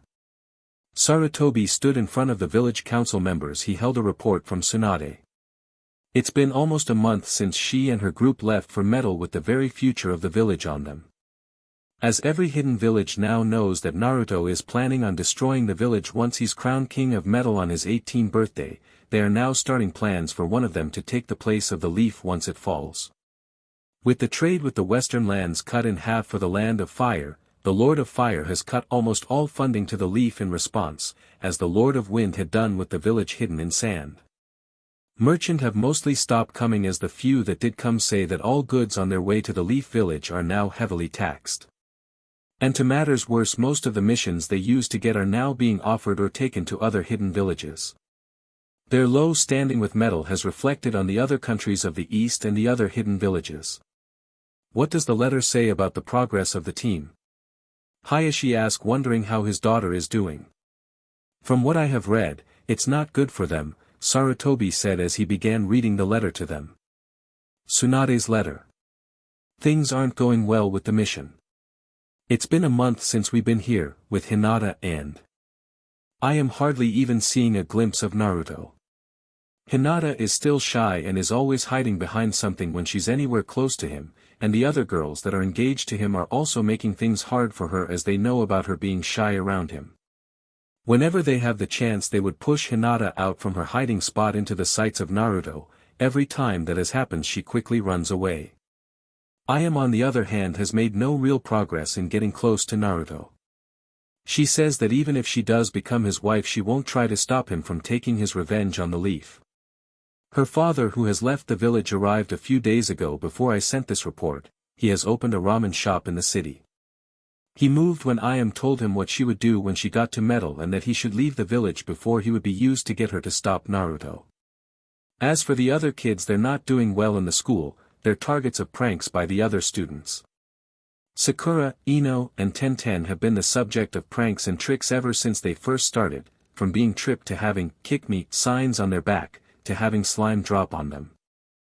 The teachers of the school aren't doing anything about it, as when I asked one of them about it she simply said that it's no worse than what their prince had to endure while he was in the village. But after one of the pranks involved Hinata getting slimed, one of the teachers who has taken a liking to her, finally step on in. The woman Ms. Ranko has gotten the school staff to stop the other students from pulling any more pranks in the school. The students are now giving them the cold shoulder treatment, not even paying any of them attention, like they're not even there. The boys on the other hand, Shikamaru, Kiba, and Chuji, are being treated like they're walking piles of garbage. I heard that the girls of metal are boy hungry, but from what I have seen of the girls of metal are keeping them at arm's length, not wanting anything to do with them at all. The three boys are left to themselves as no one in the school pays them any attention. From what I managed to overhear, the girls of the school are treating them as Naruto was treated back in the village. All of the kids' spirits are low as they have no one at the school that will give them the time of day. At least they now have a good idea what life was like for Naruto now. I also learned that an old friend of ours is here in Metal. As you remember Sarutobi, during our trips in Land of Stone, when we always stopped at that in between trips, we met that guy Hunrock who always had some plan or trick up his sleeves every time we met. Turns out that he's Naruto's grandfather. Which isn't so surprising since both Kiko and Naruto were tricksters while they were in the village. For some reason he helped out during the engagement party, by telling me who's who to look out for of the girls engaged to Naruto. It must be one of his half-baked plans that he used to pull on us by thinking 4 steps ahead. Knowing him, he has something planned and is either using me or controlling my actions with what he told me, like he always used to do with us. Since he's in charge of the Turks, he must have gotten better in playing mind games with people and getting them to do what he wants, so there's no way for me to figure out what he's up to this time. There's also the matter of the other girls in the school are making more progress in getting to know Naruto than ours. One of the girls from the country of Nanman, ever since her defeat at the hands of Naruto, has been following him around every chance she gets. Her friend Princess Tai Li is also making progress as she drgs over to Naruto whenever she gets a chance to, and they have gotten friendly with the killer bees, Naruto's bodyguards. The other girls have already found out that the only way they'll be able to get close to him is by becoming friendly with them, as they don't let anyone near Naruto that they don't know. They're better than most of the umbu we got back in the village. Each of them knows what each other is going to do without having to say anything or make hand signs. The girls who tried to get close to Naruto by flinging themselves onto him have been dealt with by the killer bees, as they have been thrown into trash cans every time it has happened. Neither I am or Hinata have gotten anywhere close to becoming friends with them. The girls from the element countries have made more progress on that field and getting closer to Naruto, I'm afraid. The 2 girls from the Sand Village have made more progress in getting close to Naruto. The girl Temari has been enrolled in the class where wind jutsu users are taught to be able to fly using wings on shirts to act like gliders. Turns out that her brother has the same condition as Naruto, and she's been using that to talk to him about sending the demon sealed in her brother back to the demon world and become a summon instead. The other girl Amelia has somehow gotten a group of followers who shout out about justice and all that. She's been shouting out that Naruto has proven that even if you have a demon inside of you with a strong will as he has, you won't become one, and has been following him around whenever they see each other. Her older sister Naga, the Jutsu Mstrs of the Sand, has gathered followers of her own, and her taste in clothes are now catching on around the city. Her laugh is as scary as all the rumors I heard about her. Thank goodness her sister doesn't laugh like her. Then there are the 2 sound girls, Kin, one of the new neens of her village, and Tayuya of the Sound 4. The girl Kin is in the same music class as Naruto is and has been making friends with his bodyguards. Tayuya on the other hand shares the same PE class as him and is making her moves as well. None of the kids from the Leaf have classes with Naruto and haven't had the time to get to know him. The few times they have tried, he has simply walked away. So far we're behind the rest in getting to know Naruto. There's also something else you should know. The reason the Sound 4 were sent here was to recruit neens of the West for the Sound. From what I have heard, they've been talking to some of the neens that aren't part of any groups about joining their village. And from what I have seen so far, the fighters here are much stronger than the ones back home. Which is why Orochimaru sent the Sound 4 here, to give the people they're recruiting a good impression of the Sound. I wouldn't worry about Orochimaru launching any attack on the village. I think he's going to sit back and watch if we fail on this mission. There is some good news. Hinata has become friends with a boy named Arnold who is also friends with Naruto. From what I have heard, he's trying to help her overcome her shyness and get her to talk to Naruto. He's a caring boy who tries to do the right thing whenever he sees something wrong and doesn't care if she's from the leaf. He doesn't judge people by what others say or looks but what kind of person they are. I just wished the village was more like him. Then we wouldn't be in this situation we're in now. Sarutobi let out a breath as he finished the letter. The room was silent as the people in the room let everything set in. And that's where we stand now. Is there anything we have that can help? One of the members asked. Anything of his parents' belongings left we can offer him, another asked. No, everything has been taken during the raid, Sarutobi answers. There's nothing left that we can offer. Naruto. Then all of our hopes rest on the girls, one of the members said. One is too shy and the other doesn't even care about the well-being of the village, another grunted. Yes, but they are the only hope we have, Sarutobi said sadly. In the hidden base of wisdom. The agents you gave me failed in their mission, a man said, dressed in a black suit to the woman who he had met before. Now the prince is being watched more closely than before. And with him attending the school in the middle of the city next to a Delmo training center, there's no way to get to him without alerting the entire city. Yes, they failed, but we of wisdom don't give up that easy, the woman said as she switched on the lights of floor below them. We'll launch an attack on the school and in the confusion the agents we will send will kill the Prince of Metal. Are they better than the ones you sent before? He asked. 4 men stepped into the light. The woman pointed to the first one, a man dressed in black ninja gear and wore a helmet, armed with a large blade. This is Recon, a ninja specialist that works separately from our other agents. He ranks higher than general-purpose agents and has an attack specialty of speed and stealth. His helmet visor lets him see through jutsus that fool the senses, which increases his efficiency during a mission. He carries a shear weapon that emits a high-frequency vibration when it tears through human flesh. She points to the next one, dressed like Recon but has glowing claws on his arms. Arachnoid is like Recon but is armed with claws that emit intense heat and light. Fast, efficient, he specializes in attacks from enemies' blind spots. His abilities are overwhelming in a group combat. The next man is a large mountain man wearing armor and carried a pair of harpoon launchers with axe-like blades on the ends. Demolition Trooper, he is armed with a heavy harpoon launcher in each hand.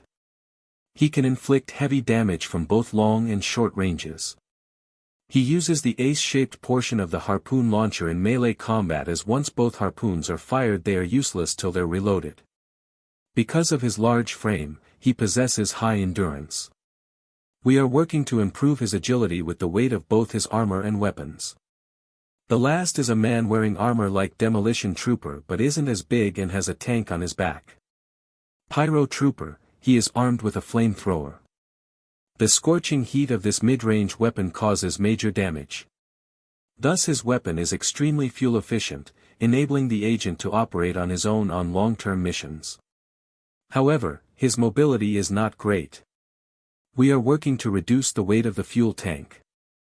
For agents against a school that is full of guards, not to mention the students and teachers, many of which know how to fight, the man asked the woman. She simply smiled as she turns on more of the lights, revealing right behind the 4 agents were platoons of agents dressed like the 4 agents he was introduced to. Did I fail to mention that their codenames aren't from them alone but for the type of agents they belong to? The man looks over the agents and turns to the woman with a blank face. This better work this time. I'm not paying you if this fails. Just sit back and watch the fireworks, the woman smiled. School days. Naruto sat in his homeroom as the teacher Ms. Karen writes down the main points of the subject matter. Today's lesson was on the trade market, the life's BLD of any country. She was pointing out where trade goods could be found for the lowest price, where the goods could be found to where they are sold for the most. He took down notes as he knew that once he becomes king he'll need to know this.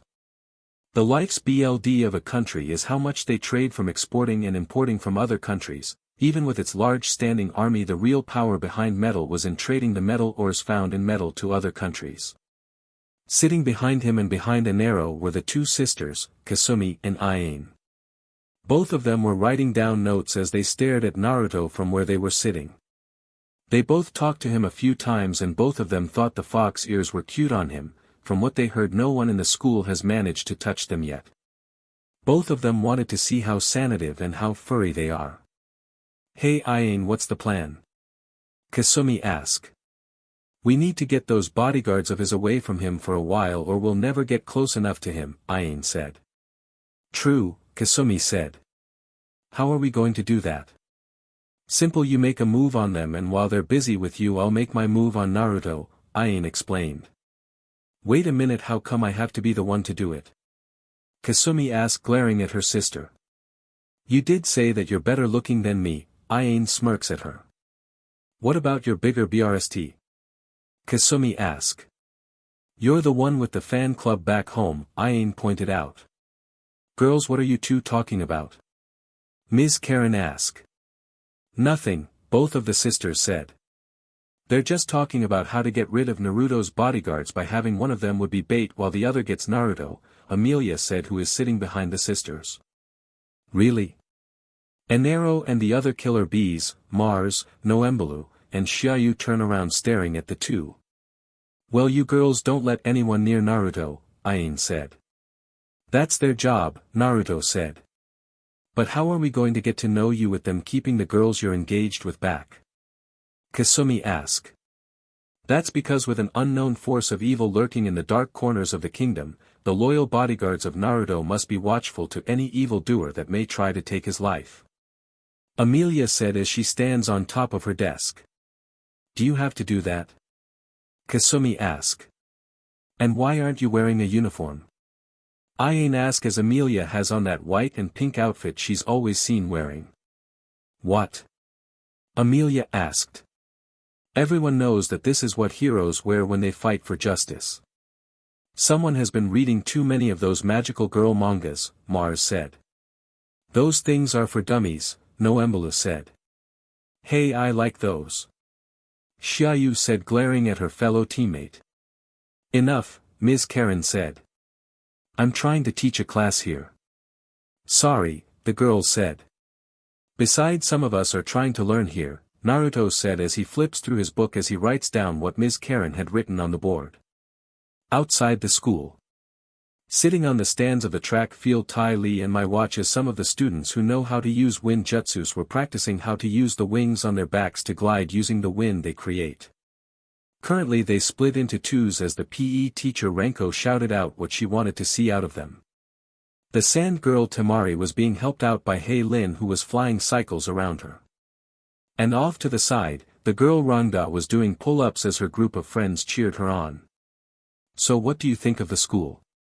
Tai Lee asked Mai as she held herself up by one hand as she stood upside down. "It's alright," Mai said, looking down at her now spring-loaded holsters, less as they weren't allowed to bring weapons to school.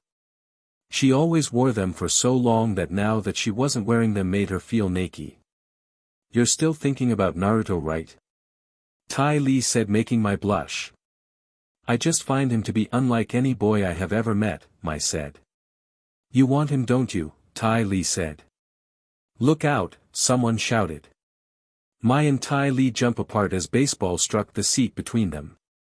Looking where the ball came from, they saw that half Neanderthal girl, Hinako, holding a bat, who had just hit a foul ball when at her turn at the bat. Both of them had heard about the strength of a Neanderthal compared to a normal human, but that ball just came from the other end of the field where the baseball games were held, a good 200 yards away. "Wow, she's so strong," Mai said. "We have to remember to always keep on her good side," Tai Lee said. "Since she's strong enough to break your ribcage with one slap," Lobelia said as she and Glycin sat near them as they had the same class. "And her father is even stronger," Glycin said, as her father has done some business with Hinako's father before. He easily lifted a fully loaded wagon by himself when one of the wheels broke and needed to be replaced. "Aren't you two Naruto's maids?" Tai Lee asked. Yes we are, Lobelia said as she has gotten used to being Naruto's maid while Glycin on the other hand still finds herself a maid unnerving. What of it? Glycin asked. Tell us what he's like when he's at home. Ty Lee asked causing Mai to lean forward to hear them better. You two are trying to get into his pants. Lobelia asked. Lobelia. Glycin shouted blushing red. Well after Mai was defeated by him she's been fixed on getting close to him, Ty Lee said. Really now, Lobelia said seeing some fun to be had here. At the race tracks. Sakura stood ready holding a rod for the track met to begin. Up ahead of her was Kiba as they were in a relay race. She didn't fully understand some of the PE courses she's been put in as up till now she was in nothing but ninja skill testing. The girls starting the race were all taking glances at her and talking loud enough for her to hear of how she and her friend Kiba would lose the race for their team. Sakura knew there was nothing she could do as the teacher didn't care what happens to her or any of the other Leaf kids. Well that redhead teacher Ranko did step in but only after Hinata was pranked upon. Don't start without me, a small voice shouted as a small girl with 2 ponytails came up running. Chio-chan where were you? The teacher shouted. I was at the restrooms, Chio said. Alright line up we're starting the race, the teacher said. Right, Chio said as she takes her spot next to Sakura. At the sound of the bell the runners took off, Sakura with years of toning her body kept up but saw that metal girls were taking the lead. Suddenly she got the feeling that she was doing something bad and looked back to see Chio running at her full speed but was way behind the pack. I can't keep up. Chio thought to herself as she ran with all of her might but since she never really trained in the art of fighting as her parents saw that she was gifted in the mind instead of body got her to work in getting smarter than stronger. Keep up Chio. Sakura shouted as she ran. You might not win but not because you gave up. Right. Chio said as she felt renewed energy in her body hearing Sakura telling not to give up. Inside one of the dojos. Ten panted as she found herself back to a wall as the girl's Sekhmet ruthlessly attacked her with a wooden sword. She couldn't read anything off of her as Sekhmet lived up to her Ice Queen image. Her skills with a sword was nothing Ten had ever seen before. Back in her own village she was known for her skills with weapons but here the skills she has with non-ninja weapons was lacking. Normally she would use her jutsus or ninja skill combined with her weapons but since the weapon teacher Yutara didn't allow her to use jutsus or ninja skills in her class she was stuck using only her weapon skills that have proven to be not as strong as she had thought. Is this all you have? Sekhmet asked as she easily blocks Tenten's strikes. I'm still not down, Ten said as she jumps back as Sekhmet did a move at her. You think she has a chance? Padudu asked Shikamaru as she took a chuck of her companion Yokichi, popping it into her mouth. No, she doesn't, Shikamaru said as he could see that without the use of her ninja skills Ten was no match for the real weapon user. Looking at Padudu and that companion she had summoned from the demon world he couldn't help but wonder why she had picked a fish of all things. Doesn't he mind that you're eating him? His body always grows back, Padudu said. You're not worried that he might turn on you? Momoko asked as she and her friends were taking the same class. Yeah, the poor fish has to deal with you eating him all of the time, Miyako said. I only eat small parts of him, Padudu said. Besides when I summoned him he was about to be eaten by a shark. How strong is he? Kaoru asked playing around with her hammer. He can't be that strong, Himiko said as she readied her weapon of choice a hooked staff with the point of the hook blunted off as all of the weapons that are used in school are. He acts like armor and he allows me to glide by using his fins like wings, Padudu said as Yokichi extended his fins out. Well then I know who I'm fighting next, Kaoru said as she lifts her hammer onto her shoulder as she stared at Padudu. How troublesome, Shikamaru said as he watches as Ten was disarmed by Sekhmet and knocked to the floor with her blade pointing in Tenten's face. In a classroom. Arnold sat at his desk waiting for the teacher to get into the classroom. Helga and Phoebe were busy talking to their new friend Toph who gotten to like them because they didn't treat her differently because she's blind. Looking around the class he saw 2 of the Leaf girls Hinata and Ayam stepping into the classroom, and he waved them to come over. He had seen how the kids from the Leaf Village were treated around school and step up to tell the other students from doing that. He has become friends with both Hinata and Ayam after helping them a couple of times. "Hi Arnold," Ayam said as she takes a seat next to him. "How are you two doing?" Arnold asked. "Doing okay," Hinata said taking her seat. "Hey Ayam, your dad's food is great," Helga said as she and Phoebe gotten Arnold buy them a meal at the shop Ayam's dad had opened. "Thanks," Ayam said, glad that her father gotten here safely. "I'll be sure to mention his shop to others," Phoebe said. "Thanks," Ayam said as her father had just opened his shop and need as much people who know about his shop. "Take me to your shop after school," Toph said. "I would like to taste what Naruto always ate." "Sure," Ayam said.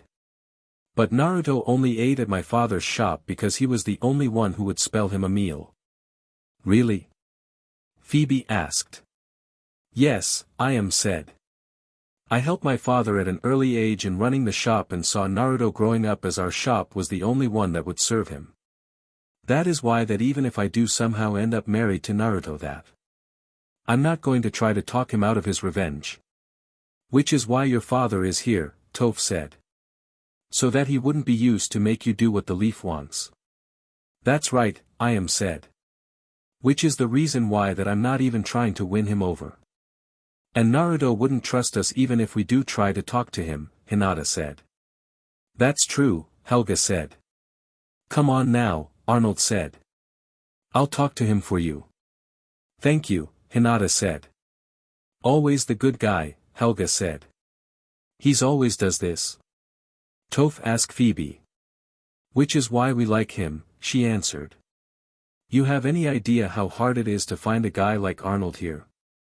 Helga said as she pats Arnold's shoulder. "Which is why you always scare other girls away from him, right?" Toph asked. "Since there are so few boys around here, we girls have to fight to keep our man," Phoebe said. "Besides, I already got him the way I want him," Helga said. "And I don't want to go and break another in. And getting a boy to be what you want them to be like is a very hard thing to do," Phoebe said. "Tell me about it," Ayam said. "Girls, what do you do?" Arnold said as he slums on his desk. In another classroom. In the chemistry class, the teacher Susan had written out the assignment for the day on the board and told everyone to follow the steps she had written down. Ino sat at the back with her lab partner Chuji as no one else would have either of them. The assignment was for them to make a blasting powder, but the catch was that they needed to find the 3 elements to make the powder on their own. They had to run around the school to find them before the end of the class. Everyone had run around the school looking for the ingredients. "Okay, let's make sure we have everything," Ino said as she read off the list while Chuji checked them off. "Sulfur," Ino said. "Phosphate fertilizer, check," Chuji said, getting it from the school garden. "Crushed charcoal?" Ino asked. "Got that," Chuji said as he gotten that from the art class. "Ammonium nitrate," Ino asked for the final item on the list. "Bird droppings, check," Chuji said, getting that from one of the bird cages in one of the classrooms. "Good, now we can start," Ino said as she grabs a bowl to mix them all together. "You're just starting, we're already down," Kin said as she and her lab partner Taiyuya gotten the assignment done before everyone else. "We have been done for a long time," Taiyuya said. "Well, you can't expect much from them," Kin adds. "They're way too slow," Kankuro said as he and Gaara sat nearby finishing up their powder. "Just mix," Gaara said as he was the one who got all of the stuff. "Right," Kankuro said. "Let's show them what we got," Ino said to Chuji. "Right," he said as he began mixing the compounds together. Wondering how Naruto dealt with being put down every single day. Across the city. She swept the alleyway with her crimson eyes like a wary predator alert for likely game, and upon finding none she headed instead for the establishment, her original objective. After all, it was a slow day and she was feeling a bit randy, and what better way to work off a little steam than to find a quick pick-me-up, the kind that did not leave a bad hangover in the morning. Not that she minded earning one, since the whole point of patronizing a bar was, of course, to get well and thoroughly plastered. Pushing her way in through the ornamental swing double doors, she swept her gaze over the interior and immediately placed each and every patron she found sitting or standing in a few places just barely within the main area. She even took in the odd shady customer lounging about in the shadows and far corners, giving each person there a good and careful study before sizing up the working staff, including the bartender and the barmaids. As expected, there were outlaw types and rough-hewn customers with shady pasts and even shadier dispositions, some looking mean and downright dangerous, others simply average in their level of criminality or social outcast status. There were mobsters and posers, hard cases and wannabes, misfits and mutant types with the odd caste loners who might be nurturing hidden noble aspirations. In other words, it was nothing out of the usual with this lot, so she moved on ahead past the obligatory profiles towards her goal. "Thought I find you here," Kurenai said as she walks up to Tsunade, who sat at one corner of the bar with a bottle in front of her. "Shizen sent me to look for you. But you're going to stay instead of dragging me back, right?" Tsunade said as she took another drink. "Yeah, I need a drink," Kurenai said, as it's been hard for all of them since they came to meddle. "So this is what it's like to be like him," Tsunade said, thinking of Naruto, who looks so much like her brother. "I should have become a missing nin and taken him with me when I had the chance. And we should have followed his father's wishes," Kurenai said, as even here they were getting a lot of cold glares as some of the people knew who they are and where they came from. "Want a drink?" Tsunade asked, handing her a bottle. "Sure," Kurenai said, taking a seat as she took a swing. "We have so little chance in making sure that the leaf still stands once he becomes king," Tsunade said. "I know," Kurenai said. "But you never know." "That's true," Tsunade said, remembering the past when Naruto's parents were still alive and the leaf stood proud. "But is the leaf really worth saving?" Below the bar. While the bar below served as a front, below the bar was a members-only club for those who are part of the Delmos and the few people who gotten a pass from one of them. The club was lighted well in the center, but shadowed against the walls just enough to hide the faces of most of the other female and few male patrons. This club was the place to go for people who wanted some action and some fun. Naga, the white serpent of the hidden sand village, looked around the club, taking it all in. There was a nicely decorated bar at one end of the room, a dance floor not too far from there. Techno music blared from the speakers as multicolored strobe lights blinked rapidly. Across from the DJ's stand was a section full of tables and booths in which a number of people sat eating finely cooked foods. And the club was mostly filled with women, as the few men were busy as groups of women had dragged them off to a booth for some fun that's not on the club's menu. "So what do you think of the club?" Jiao-chan asked as she invited her to the club after she saw some of her girls had taken up her style of clothes. "Yeah, but is all the SEC happening around here okay?" Naga asked as she pointed to a group of women taking turns with a cute-looking young man. "Well, this is where most of the young girls become women," Jiao-chan said, as this very club was where she first had SEC with a man. "A rite of womanhood?" Naga asked. "Well, for some of us it is. There are those who want to wait for their first time with the man who'll be their husband to make it special," Jiao-chan said. "They're usually the ones who found a guy at an early age." "Yeah, that's what I'm planning to do," Naga said. "I may dress the part, but the only man ever going to be sleeping with me is the one who's going to be my husband." "That's sweet," Lulu said as she and Stephanie had joined the two in the club. "Yeah, I wish I met a boy that caught my eye like that," Stephanie said. "I know what you mean," Deanna said as she takes a swing of her drink. "I wish I met a guy like Mom did," Octavia sighed. "By the way, why are you generals all here instead of being out on the field or one of the forts?" Naga asked. "We're on leave," Stephanie said. "Our troops have been relived by other troops," Lulu said. "So we're off duty till it's time for us to relive the troops who relived us. Besides, you can't expect soldiers to serve more than a few months before they start stressing. We always rotate our soldiers every 8 months so they can be with their families before they become active soldiers again," Deanna explains. "Besides, unlike my soldiers who are here in the city, theirs can't see their families or take a few days off to be with them every now and then," Octavia adds. "We got nothing like that back home," Naga said. We got standing armies but they hadn't seen any action since the last hidden village war. We means do most of the fighting for which country our village is in. You guys have all the luck, Lulu said. You guys don't have to fight against other armies when there's a dispute over land on the borders of the other countries. Lucky? Naga said, looking at the 5 metal generals. Most of the women I know would love to have your figures. Well, you're a pretty dish yourself, Deanna said, smiling. How about we go over to my place and we 5 can show you a good time. And since we're all the same SEC, it'd be a guilt-free SEC once you find a husband, Jiao Chan said. Looking at the 5 women, Naga grinned. Alright, I would like that. She'll be staying in metal looking after her sister for the next few years. She might as well enjoy herself and take in everything that metal has to offer. Far from Iron Mount. In a small village on the road to Iron Mount, 2 figures walked together towards the village. Both were women and both of them wore cloaks hiding their bodies from sight. Both of them walk like hunters on their way to track down their kill. He's being guarded around the clock ever since the attack at the ball, CJ said to her partner, and more, Shago. I know, Shago said. Even with our skills we can't fight past all of those bodyguards and Delmos, CJ said. No, we can't, Shago responds. And he himself is very powerful now that he's part demon now, CJ said. Yes, he is, Shago said.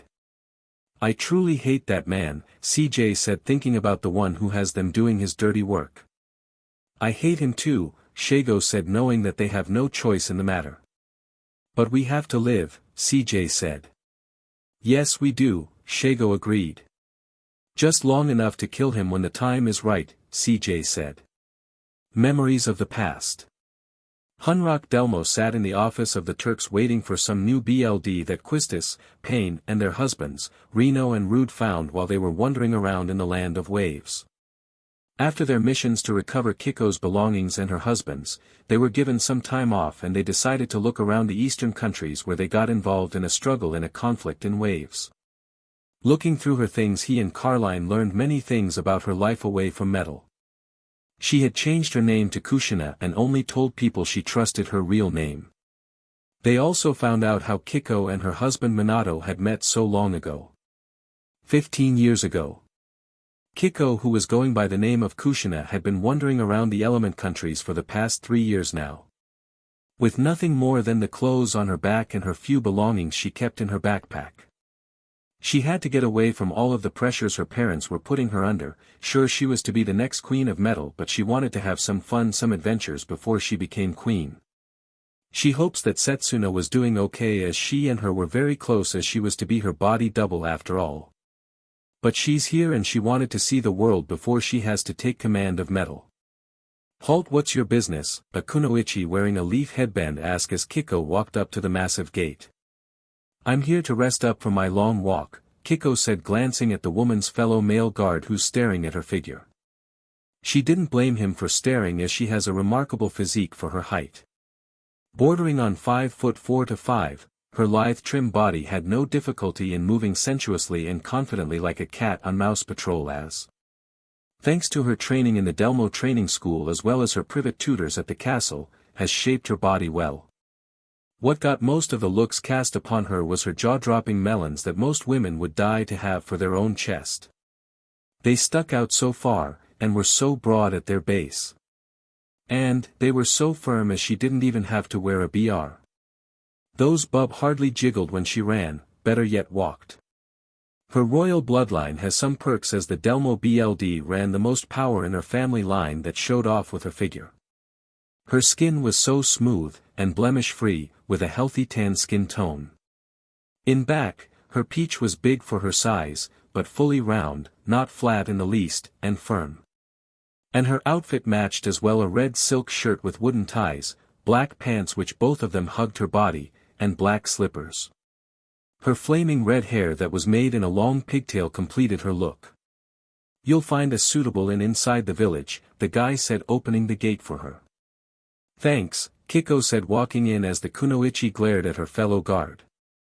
Once inside the village, Kiko found herself the center of attention as the people of the village stopped and stared at her as she walked past them. The stares the two were getting from the men in the village were causing many of the men's girlfriends and wives to start reaching for something to hit them with.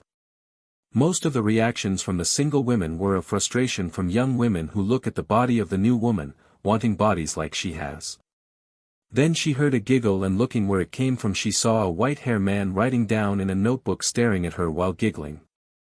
Well, if it isn't Jiraiya of the Leaf Village, writer of dirty books and being the #1 pervert of the element countries, Kiko said, glaring at him, knowing him through the stories her father told her about his life in the element countries.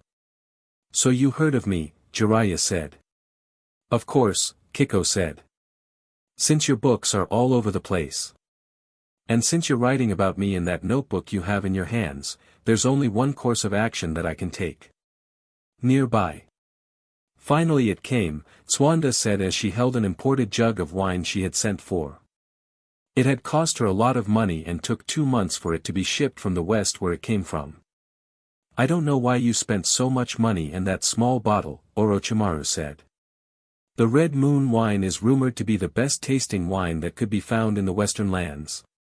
The vineyard that makes the wine, grow the rare moon berries that can only grow during the fall season and only in the mountains areas. After turning the berries into wine it still takes 2 years for the wine to ripen. That's why there's only a few wine bottles are available to the marketplace, Swanda explained, rubbing her face against the jug. How about a taste? Orochimaru asked. Swanda glared at her teammate. Oh no, this is for me and only me. It took me a lot of money to be able to buy this one jug, not to mention the price of shipping it all the way from the west. This is for me to enjoy only. Look out!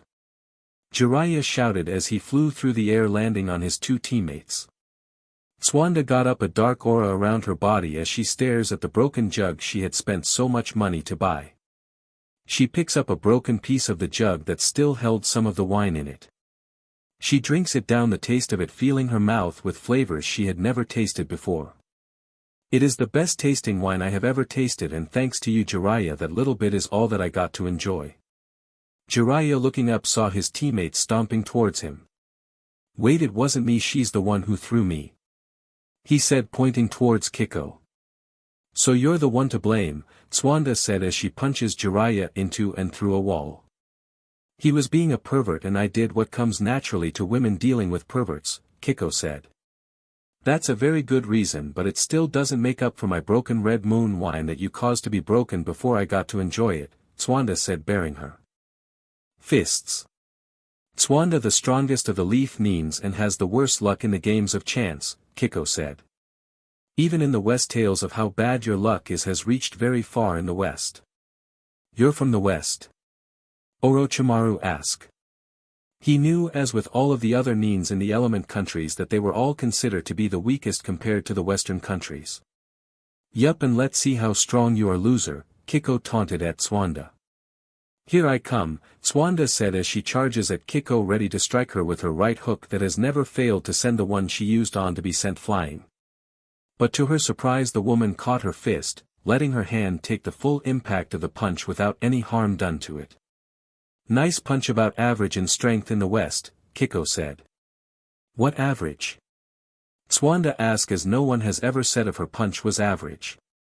Because you Eastern Neens are protected from invading forces of the West by metal. None of you had ever faced someone like me before, Kiko said as she lifts Swanda's arm up and jabs her in the side a couple of times before hand palm striking her backwards. She's strong, Swanda said to Orochimaru, holding her stomach as she hasn't felt such pain in a long time. I guess it's my turn, Orochimaru said as he performed a summon jutsu, summoning snakes to attack the woman. Snakes, how cute, Kiko said as she grabs each and every snake as it tries to bite her and throws them away from her. She threw the final snake at Orochimaru, who ducked as it came close to his face and was punched by Kiko, sending him through the same hole Jiraiya had went through and was coming back out, only to be sent flying back by his teammate's body being slammed into him. You 3 are supposed to be the strongest of the Leaf Village, Kiko said, shaking her head. I had hoped that there would be someone here who could at least give me a run for my money. Oh well, just have to keep on looking then. Hold it right there, Minato said, appearing in the middle of the street. You must be the Hokage of this village, Kiko said. I hope that you'll give me a fight. Well, I can't just let you go with all of the damage you caused, Minato said. The hole in the wall is her fault, Kiko said, pointing to Tswanda. Only after you started it, Swadney said, getting back on her feet. Well, little Flash, let's see what you got, Kiko said as she forms chakra in her hands that everyone could see. Power wave. She shouted as she throws a powerful energy attack at him, engulfing him in the explosion. Minato. Tswanda shouted. Don't worry, I only used it on low level since Unins of the East are too weak to survive it at full blast, Kiko said. Too bad for you then, Minato shouted as he leaps out of the smoke, leaping high into the air, and saw the shock look on the woman. Take this. Minato shouted as he flew down and delivered a brutal kick to her head, sending her down and out. Minato, your Jiraiya said, stepping out of the hole with Orochimaru. She was taken by surprise that a weak Eastern Nin could survive her attack, Minato said. No, that isn't it, Orochimaru said, smirking. What? Minato asked, looking around, and saw many of the women in the crowd blushing red, staring at him or had their backs turned, and the men all looked like a fish out of water. Well, I can see that if you didn't went and become a Nin, you could have become well known as a lover, judging from what I'm seeing, Tswanda said, smiling, looking downwards. What? Minato said, looking down, and found himself naked in the middle of the street. He quickly did a speed jutsu and disappeared out of sight. Well, he's never going to live that one down, Jiraiya said. Yeah, he will never going to hear the end of this one, Orochimaru agreed with him. One thing I know is that he's more of a man than either of you two are, Tswanda said before kicking Jiraiya back through the hole he had made. Back in the present. Hunrock laughed, reading the book of how after Kiko had woken up, had a rematch with Minato, saying that the defeat didn't count as he had flashed her. Then it was a whirlwind romance as both Kiko and Minato, after some misadventures, fell in love with each other. She told him who she really was after they were married, and her plans of going back to Metal once their child was born. He sighed as he puts his daughter's book down, thinking of how much of her life he and his wife didn't see.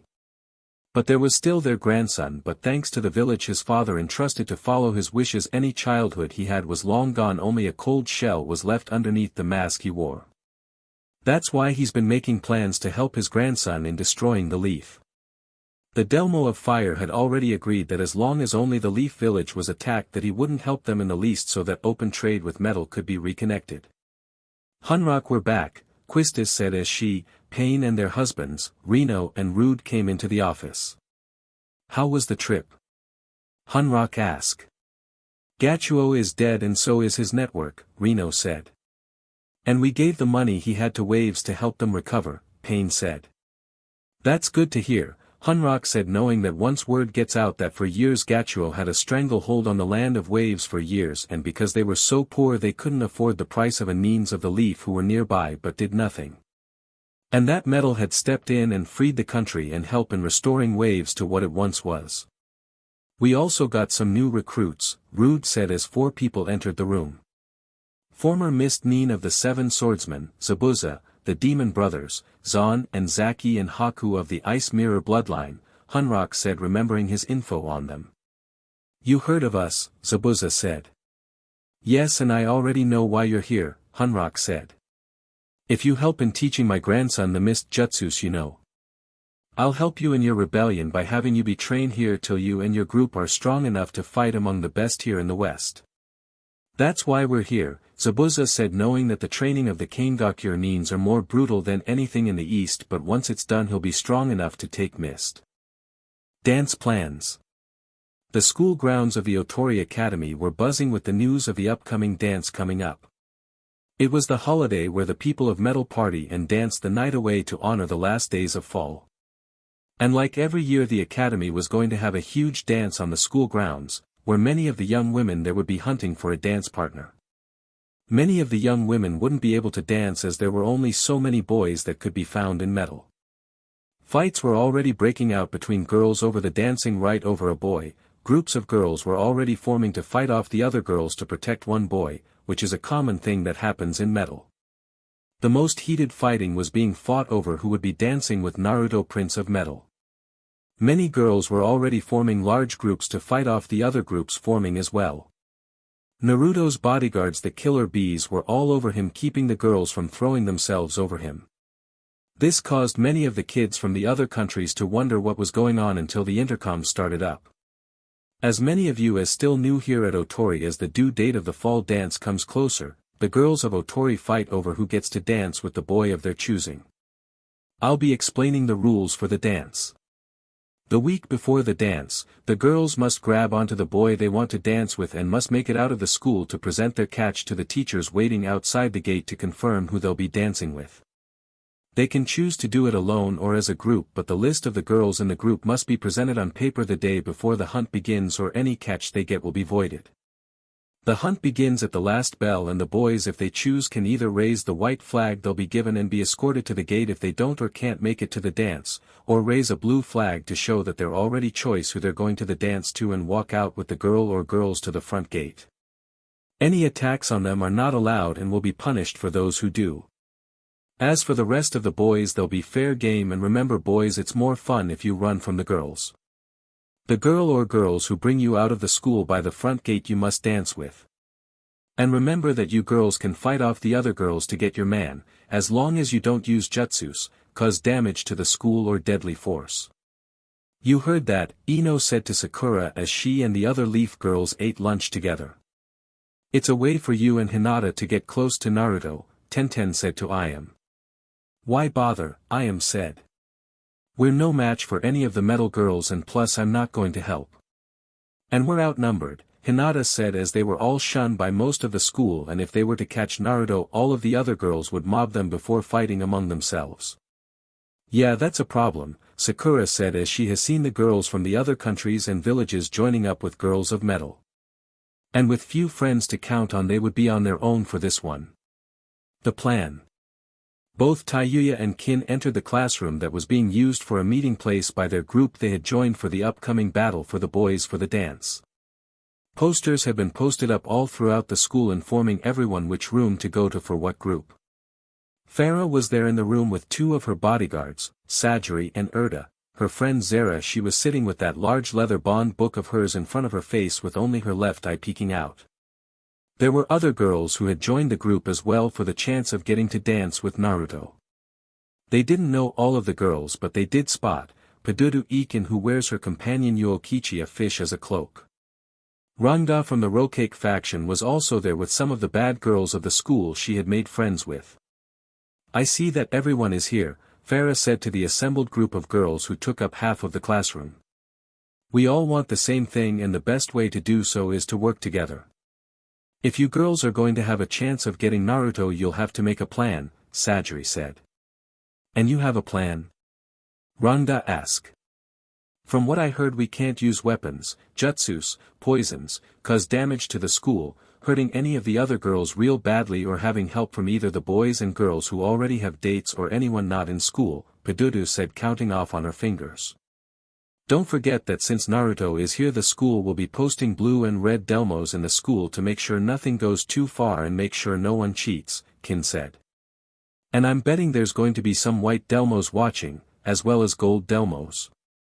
And there's no way I'm going to be caught by them, Taiyuya said. Having spent weeks in metal, she knows how strong the high-ranked Delmos are, and they're way above anything she's used to back in the element countries.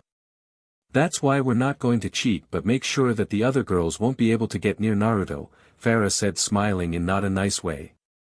In another room, Temari wondered how Amelia had managed to gather such a large group of followers. Most of the girls in the classroom were dressed like Amelia, but with different colors from her white and pink outfit. That manga-reading hero fangirl Momoko had dragged her two friends Miyako and Kaoru to join the group Amelia had started up. Currently she was sitting back as Amelia and her fangirls were busy writing on the blackboard, coming up with plans of catching Naruto before the other girls get him first. Is this the place? Will asked as she and her four friends came walking into the room. I see you five want to join the hero group as well, Temari said. Well, Hey Lin here wanted to join the hero group, Irma said, pointing to her friend. At least we know some of these girls, Hey Lin said. Yeah, but look at all of these girls, Terene said, looking at the group of girls that had to be over a dozen dressed in colorful outfits. We'll be lucky to have a quick dance with him, Cornelia said. The limit of the group is 20 and you 5 have just got us to reach the limit, Temari said, hanging a sigh, saying the room is full. Hi girls, thanks for coming. Amelia shouted. Take a seat, we're still in our planning stages to catch Prince Naruto. I hope we made the right choice, Terene said as she and the others sat down to listen to the plan. In another room, Mai and her friend Tai Li had organized a group as well to catch the prince. So far they managed to get a few girls like the sisters, Ayam and Kasumi from that village with the hot springs, the ice princess Sekhmet and the rich girl Himiko, to name a few. What really surprised them was that Princess Cercilia and her friend Iresh had came in as well to join the group. I guess that's all the girls that are coming, Tai Li said, standing upside down. Good, now we can brainstorm a battle plan for tomorrow, Mai said, standing in front of the girls in the room. Who has class with the prince before the last bell? Sekhmet asked. We do, Kasumi said. But all the boys get to have a head start while the ones who have dates or aren't going head for the front gate, Ayam said. And there's the problem of his bodyguards, Himiko said. They're not going to stop protecting him, no matter how much money is thrown at them. And I know, because I tried that already. The main problem is that we don't know where he's going to go after he leaves the room, Cercilia said. The Delmos won't help us with that, Iresh said. That's why we're going to use Tai Li's nose, Mai said. In another room, Sakura, Ino, Tenten, Ayam, and Hinata sat under a tree with Helga and Phoebe. The boys weren't around because they couldn't help the girls out. Both Helga and Phoebe already were taking Arnold, but that didn't mean that they couldn't help them out in planning out their battle plan.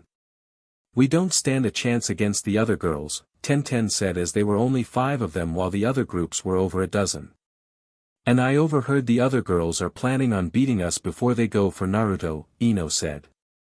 Which is why I'm going to head straight home and help Dad, Ayam said, as her father's shop was doing well in metal. Hey, don't give up yet, Helga said. You still have a chance if you manage to catch Naruto and get him out, as smaller groups are faster than the large ones, Phoebe said. But we still need some other girls to help us, Hinata said, knowing how the other girls of the school would just love to PND them into the ground. I'm here to help, Chio said, appearing with Sakura next to the older Sakura who became her friend.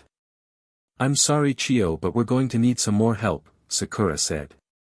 That's why she brought us, Toph said as she follows in the footsteps of Chio. We'll help you out, Hinako said. Wait, why are you helping us? Ino asked. Because Hinata is our friend, the younger Sakura said. And friends stick together, Toph said. Thank you for this, Hinata said to the girls who became her friends. Maybe there's hope for the leaf yet, Helga said. Too bad people there aren't as kind as Hinata is. So alright folks, that's all for today. Stay tuned for part 5. Do subscribe, like and share for more such videos. Also check out the story and author Mad Hat 886 on fanfiction.net. Press the bell icon to be notified first on release. See you in the next video. Till then, goodbye.